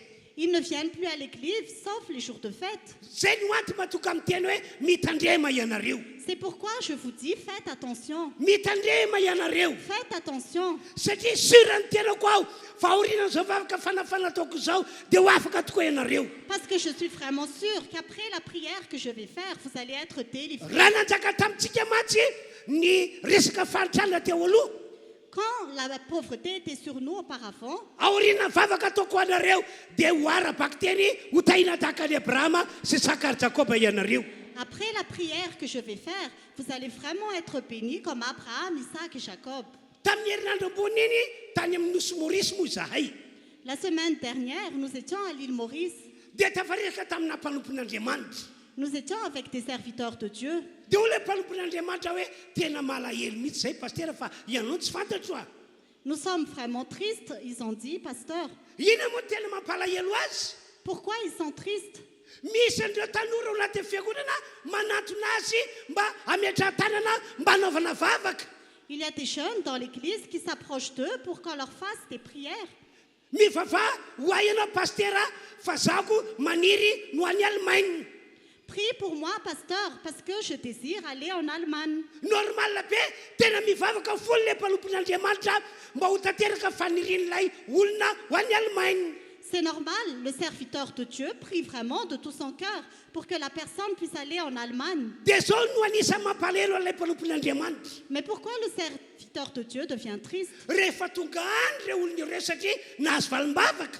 Quand ces personnes-là arrivent en Allemagne, parce rehefa que leur tonga any prière zareo était satria exaucée, no tahiny quand ils sont arrivés en Allemagne parce qu'ils étaient bénis, dia nanadino an'Andriamanitra ny akamaroany. Et la plupart ont oublié Dieu. tsy ao am Jesosy intsony izy Ils ne sont plus en Jésus. tsy ao am Jesosy intsony izy Ils ne sont plus en Jésus. lasa olo zao tontolo zao zareo rehefa tonga any Ils sont devenus des gens du monde quand ils sont arrivés là-bas. dia tena malahelo le mpanompon'Andriamanitra Et le serviteur de Dieu était vraiment triste. ary na izao manokana azy tonga saina ny amin'ny fitorina vavolombelona taony Et moi-même, j'ai réalisé par rapport à leur témoignage, heniko hoe tsy vavoalingelona ny saiko j'ai vraiment entendu dans mes pensées hoe reo olona manatona mba ametrandratana fa ho an'ny Allemagne hoany izy que les personnes qui se sont approchées pour aller en Allemagne, dinona reny ataoko an'ireo olona ireo hoe qu'est-ce que je vais faire pour ces personnes? hivavaka ho azy fe iaho mba ho tonga ny Allemagne dia ho ratsy fefary izy ihany Est-ce que je vais prier pour eux pour qu'ils aillent en Allemagne et qu'ils aient une mauvaise zaleko fe fin? mahita azy eto na dia tsy anasa aza izy toy izay tonga ny Allemagne na very C'est mieux que je les vois ici, même s'ils sont sans emploi, au lieu de les voir en Allemagne et perdus. ry avana malala tonga manalika tona Bien-aimés qui assistaient à ce culte, ohatra anankiray ihany zay tantarako aminareo zay ce que je vous ai raconté est juste un exemple. fa izao aoriana ty vavaka fanafana ataoko ity Mais voici, après cette prière de délivrance que je vais faire, tena ho afaka tokoa ianareo vous serez vraiment délivrés. ho efan'Andriamanitra fanirianareo Dieu va accomplir vos désirs. fa andao hivavaka isika rehetra Alors prions tous ary ilaza amin'Andriamanitra fa tsy ala amin'Andriamanitra mandrakizay et disons à Dieu que nous n'allons jamais l'abandonner. ho anareo zay manam-pikasana ho any ivelany Pour vous qui avez l'intention d'aller à l'étranger, dia mivavay ianao eto androany prie ici aujourd'hui. manao vavoady mihitsy hoe Andriamanitra tsy hemitra zany aho tsy verin-dalana zany aho rehefa tonga ny ivelany Fais vraiment un vœu que Dieu, je ne vais pas reculer, je ne vais pas repousser chemin quand je serai à l'étranger. manao vavoady mihitsy ianao Fais ce vœu-là. dia laza amin'Andriamanitra hoe raha fantatrao fa hiverin-dalana aho rehefa tonga ny ivelany aza vela ho tonga ny mihitsy aho Et dis à Dieu que si tu sais que je vais repousser chemin quand je serai à l'étranger, ne m'emmène pas là-bas.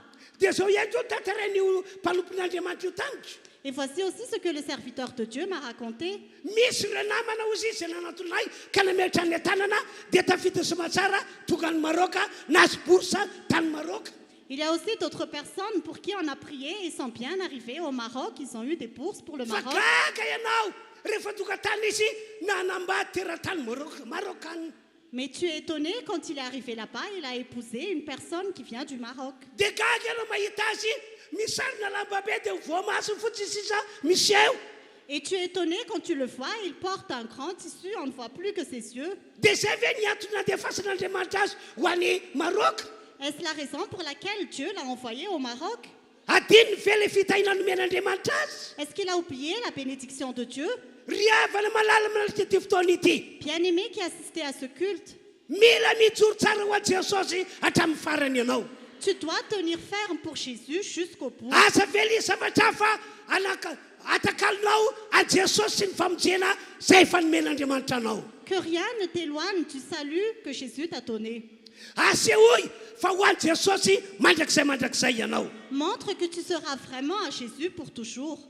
hivavaka ho anareo azao Je vais prier pour vous aujourd'hui. amin'ny anara Jesosy ho sitrana ianareo zay marary Au nom de Jésus, vous serez guéris, vous qui êtes... hiala ny fifitosana amin'ny vatantenanao Que toutes les maladies quittent votre corps. hiala ny fanetanana rehetra Que toutes les douleurs quittent les corps. reo aretina ny taiza hiala amin'ny anaran'i Jesosy Toutes les maladies héréditaires partent au nom de Jésus. noho ny an'i Jesosy Kristy dia mendrika no sitrana ianao Au nom de Jésus-Christ, tu es digne d'être guéri.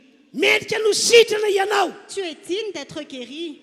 ary ho anareo zay matsapa voafatotra amin'ny endrika hafa Et vous qui sentez que vous êtes liés de quelque sorte que ce soit, amin'ny anaran'i Jesosy ho afahana ianao au nom de Jésus, tu es délivré. iserin'Andriamanitra iatefa any aminao zao dia zao Une puissance de Dieu descend sur toi maintenant. amin'ny alalan'ny teny aloko vavako ho afahana ianao À travers la parole de ma bouche, tu es délivré. ho afahana tokoa ianao Tu es délivré.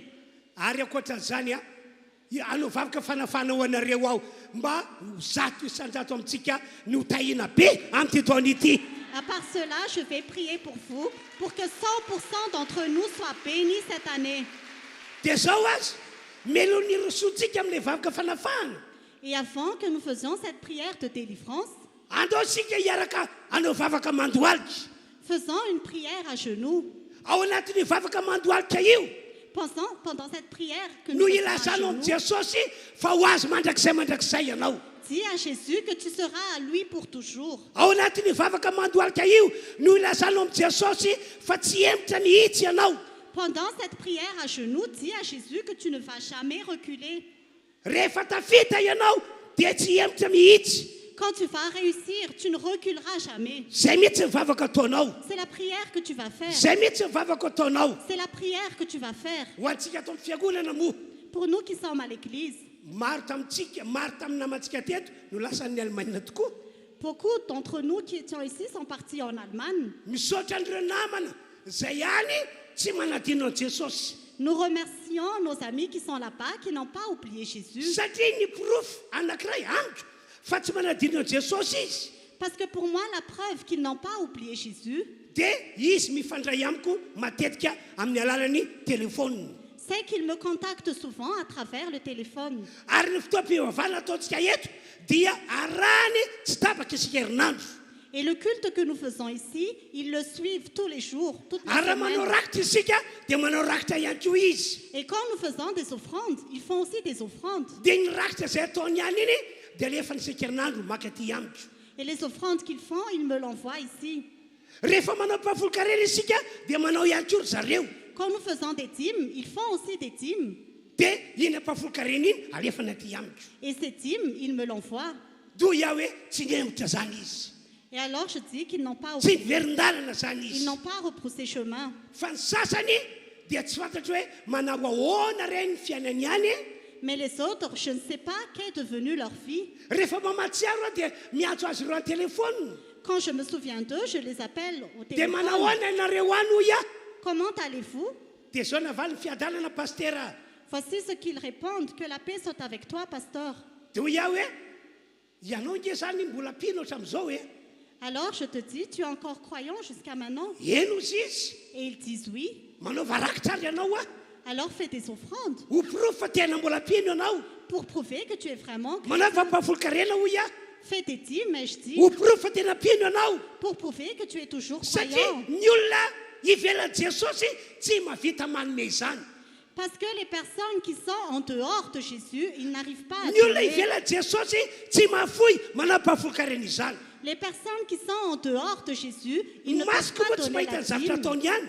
Ils n'arrivent pas à le Fa faire. dia zay fanatitra ataony izay no anaporofoko hoe tena mbola ao amin'i Jesosy izy. Mais c'est à travers leur offrande que je vois qu'ils sont Ie vraiment en zany Jésus. hoe ireo zay mandray zao afatra hitako izao anapa-kevitra hoe andefa fanatitra aty androndra-kely. Que ceux qui entendent ce message décident qu'ils vont envoyer des offrandes ici. Dia mivavaha ihany koa anao hoe rehefa tafita ao Andriamanitra lasa ny lavitra any tsy hanadino anao ao Andriamanitra. Et prie aussi que quand je vais réussir, Seigneur, quand je serai très loin là-bas, je ne t'oublierai Tsy pas. hanadino anandrondra-kely ao Andriamanitra ao. Je n'oublierai pas un Junjakel, Seigneur.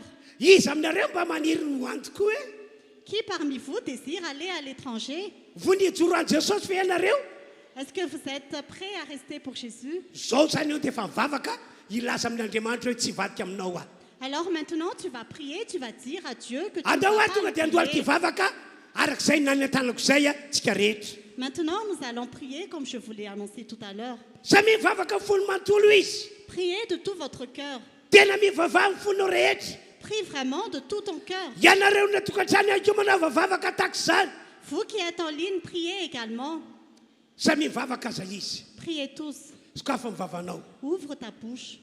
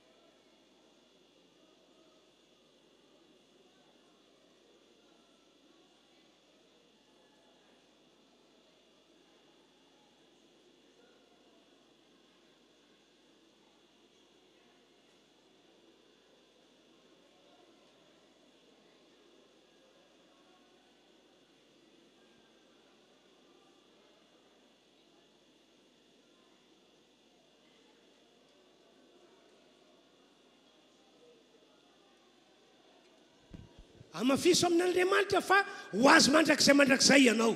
Confirme à Dieu que tu es avec lui pour toujours. Lazao aminy fa tsy verin-dalana izany mihitsy ianao. Dis-lui que tu ne vas jamais retrousser chemin. Lazao amin'Andriamanitra fa vonina hijoro hatramin'ny farany ho an'Andriamanitra ianao. Dis à Dieu que tu resteras avec lui pour toujours jusqu'au bout. Atao vohatra tsara ho antsika ny tantaran'i Joseph.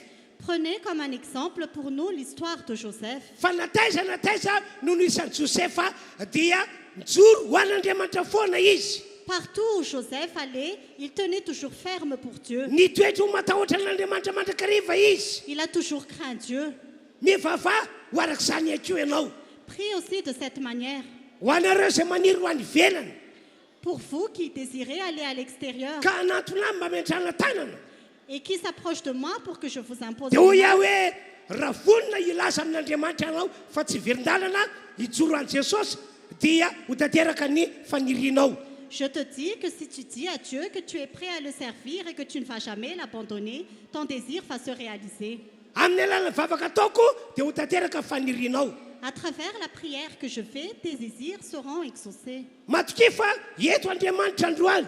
Aie confiance parce que Dieu est ici aujourd'hui. Matoky fa hiasa eto Andriamanitra androany. Et foi que Dieu agit ici aujourd'hui. Isy fanafana lehibe ho ataon'Andriamanitra androany. Il y a une grande délivrance aujourd'hui. Alléluia. Alléluia. Jésus itianao. Jésus itianao. Jésus itianao. Itianao.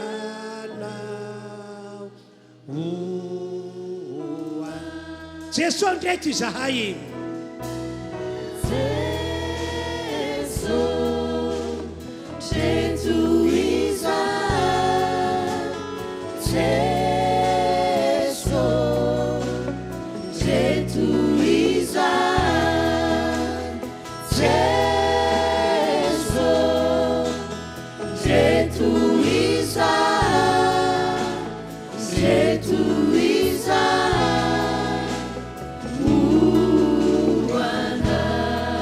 Samy maka toerana avokotsika rehetra.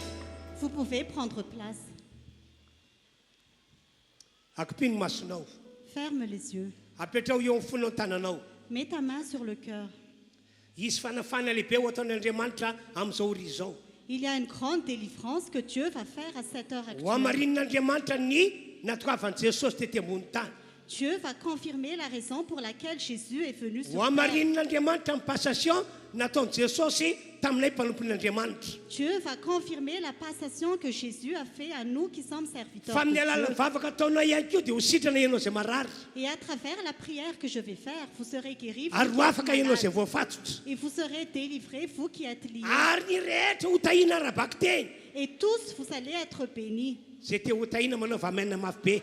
Que ceux qui veulent être bénis, dis ta main très Apetrao fort. amin'ny fonao tananao azy. Mets ta main sur le cœur. Andriamanitra raha ilay malala masina any an-danitra eo. Cher Père Céleste, Mamindra fo amin'ny olona rehetra manarika ty fotoana ity ianao. aie pitié de toutes les personnes qui assistent à ce culte. Amin'ity androandroany ity Aujourd'hui, dia ataonao mety efany aminy ny herin'ny teninao. que la puissance de ta parole se manifeste dans leur vie. Ety efany aminy ny herin'ny teninao manasitrana. Que la puissance de ta parole qui guérit se manifeste dans leur vie. Tahaka izany akeo ny herin'ny teninao manafaka.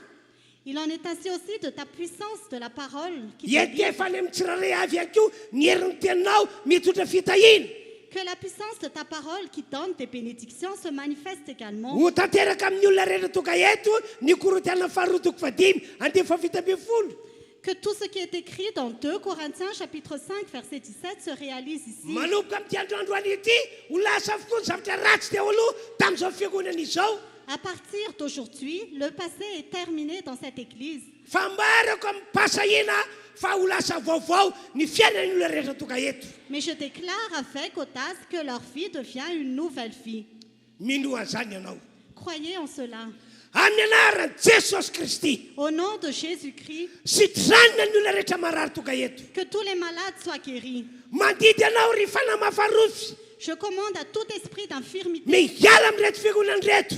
sortez de cette église. Miala amin'ny olona marary. Sortez des personnes qui sont malades. Esorina amin'ny anaran'i Jesosy fivitosana. J'enlève au nom de Jésus toutes les douleurs. Miala amin'ny anaran'i Jesosy faniantanana.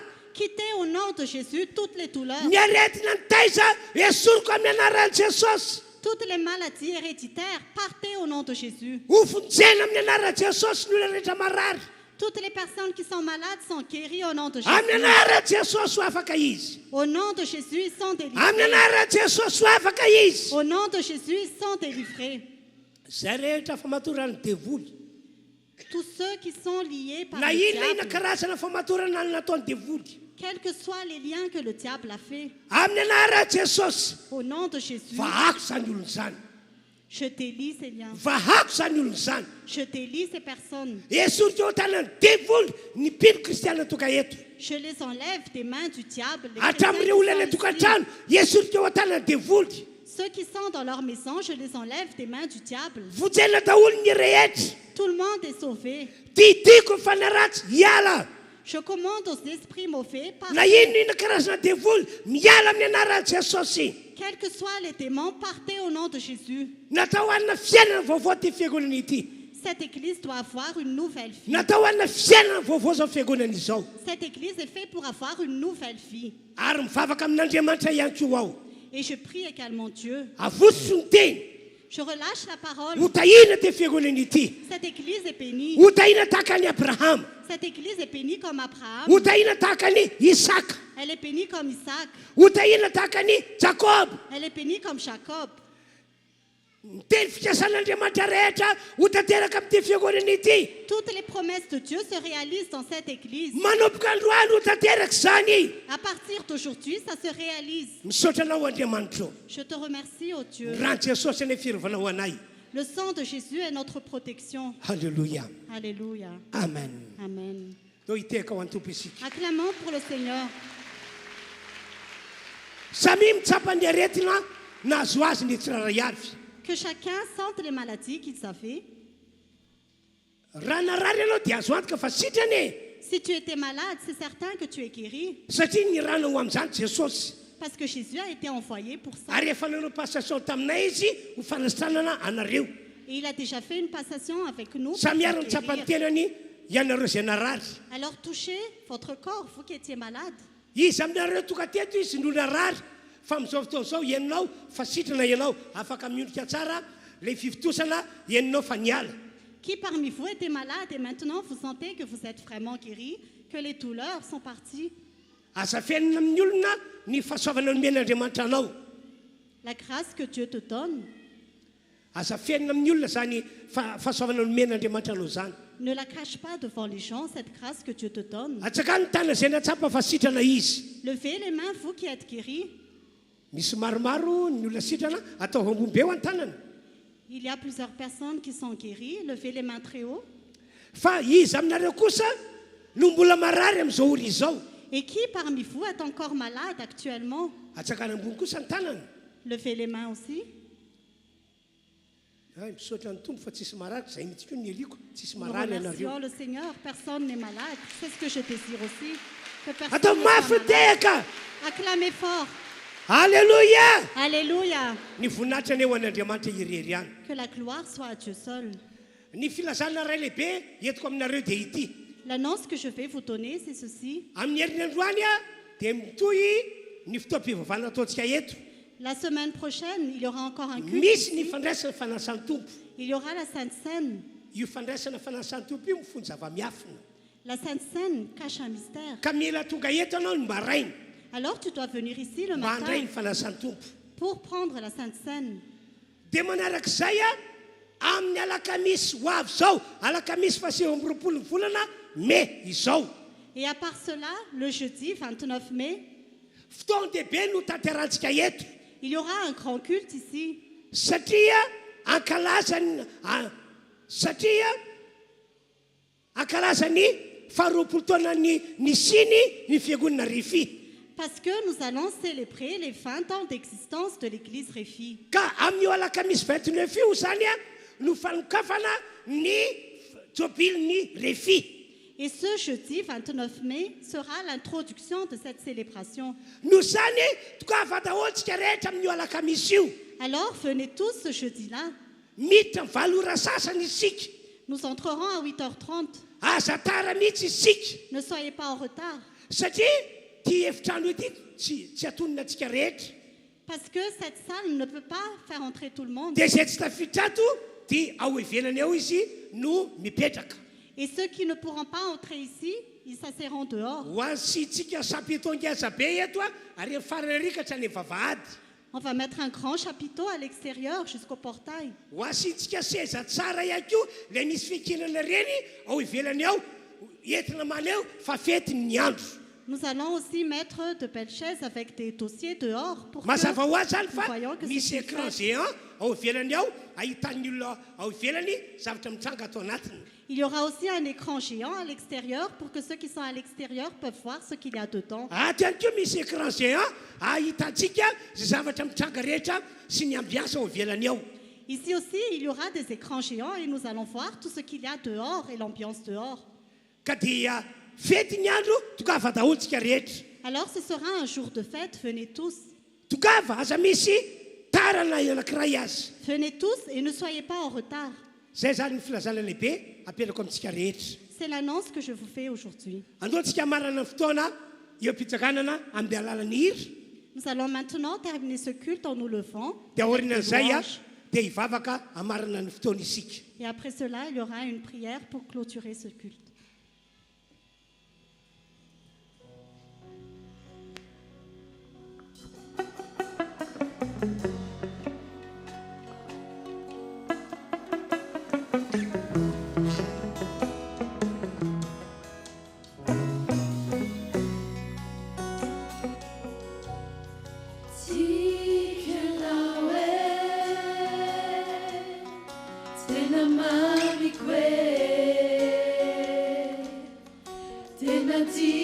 Ataovy amin'ny folo rehetra zany hira dia rahantsika manao zany.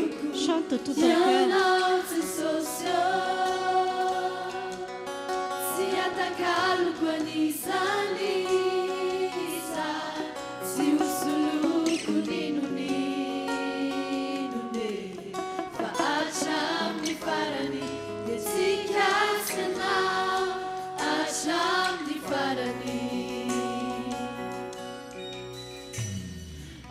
Izay mamini fukweti eumekwana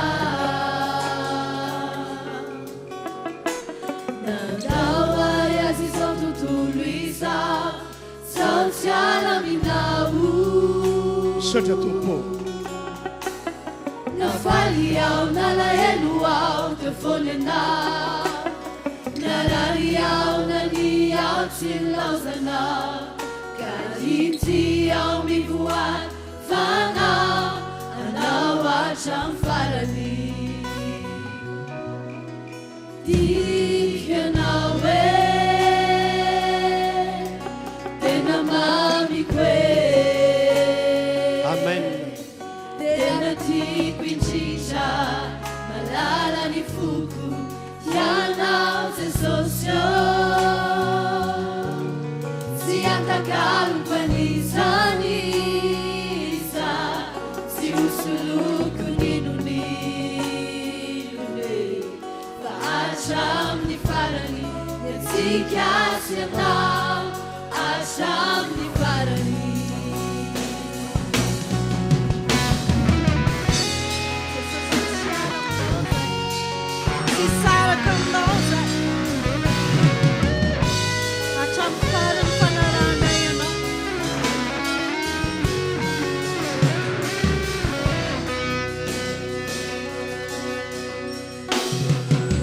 Izay mamini fukweti eumekwana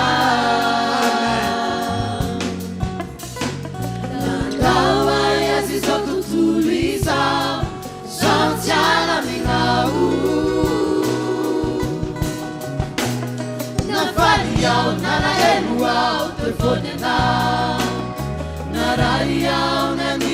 tsy nilazanao ity ao mivoa fanao anao aza farany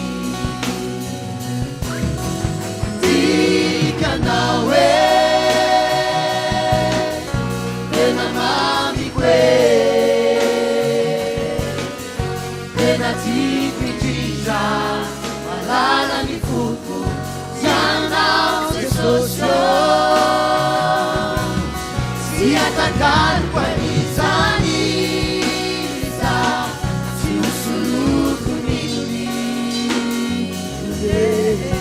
hatramin'ny farany enjikasy anao hatramin'ny farany tikanao e misaotra Jesosy Merci Jésus. tena mamiko e tena tiako indrindra malala ny foko ianao Jesosy tsy atakaloko an'izany za tsy hosoloko ninony fa hatramin'ny farany enjikasy anao hatramin'ny farany tsy atakaloko an'izany za tsy hosoloko ninony hatramin'ny farany enjikasy anao hatramin'ny farany hatramin'ny farany enjikasy anao hatramin'ny farany hatramin'ny farany enjikasy anao hatramin'ny farany ivavaka ny namana mpadika teny ato famaranana ty fotoanandroany ity. Nous allons maintenant prier pour clôturer ce culte. Seigneur, nous te remercions pour le culte de ce matin. Merci pour ta fidélité. Merci parce que tu étais parmi nous aujourd'hui. Merci Saint-Esprit d'avoir été avec nous. Nous te remercions pour les guérisons. Nous te remercions pour les délivrances. Et nous reconnaissons, Seigneur, que tu es fidèle, que tu nous as tellement aimés, que tu as versé ton sang pour nous sur la croix. Tu as payé le prix lourd pour nous sauver, pour nous libérer, pour nous délivrer, pour nous donner une vie pleine d'abondance. Merci Seigneur parce que tu es intervenu dans notre situation. Tu vas accomplir tes promesses dans nos vies. Merci parce que tu vas nous conduire de gloire en gloire et de victoire en victoire. Au nom puissant de Jésus, nous avons prié. À toi seul soit l'honneur et la louange et la gloire. Amen. Amen. Dia mirava isika dia zadino am'roa ambin'ny folo na am'roa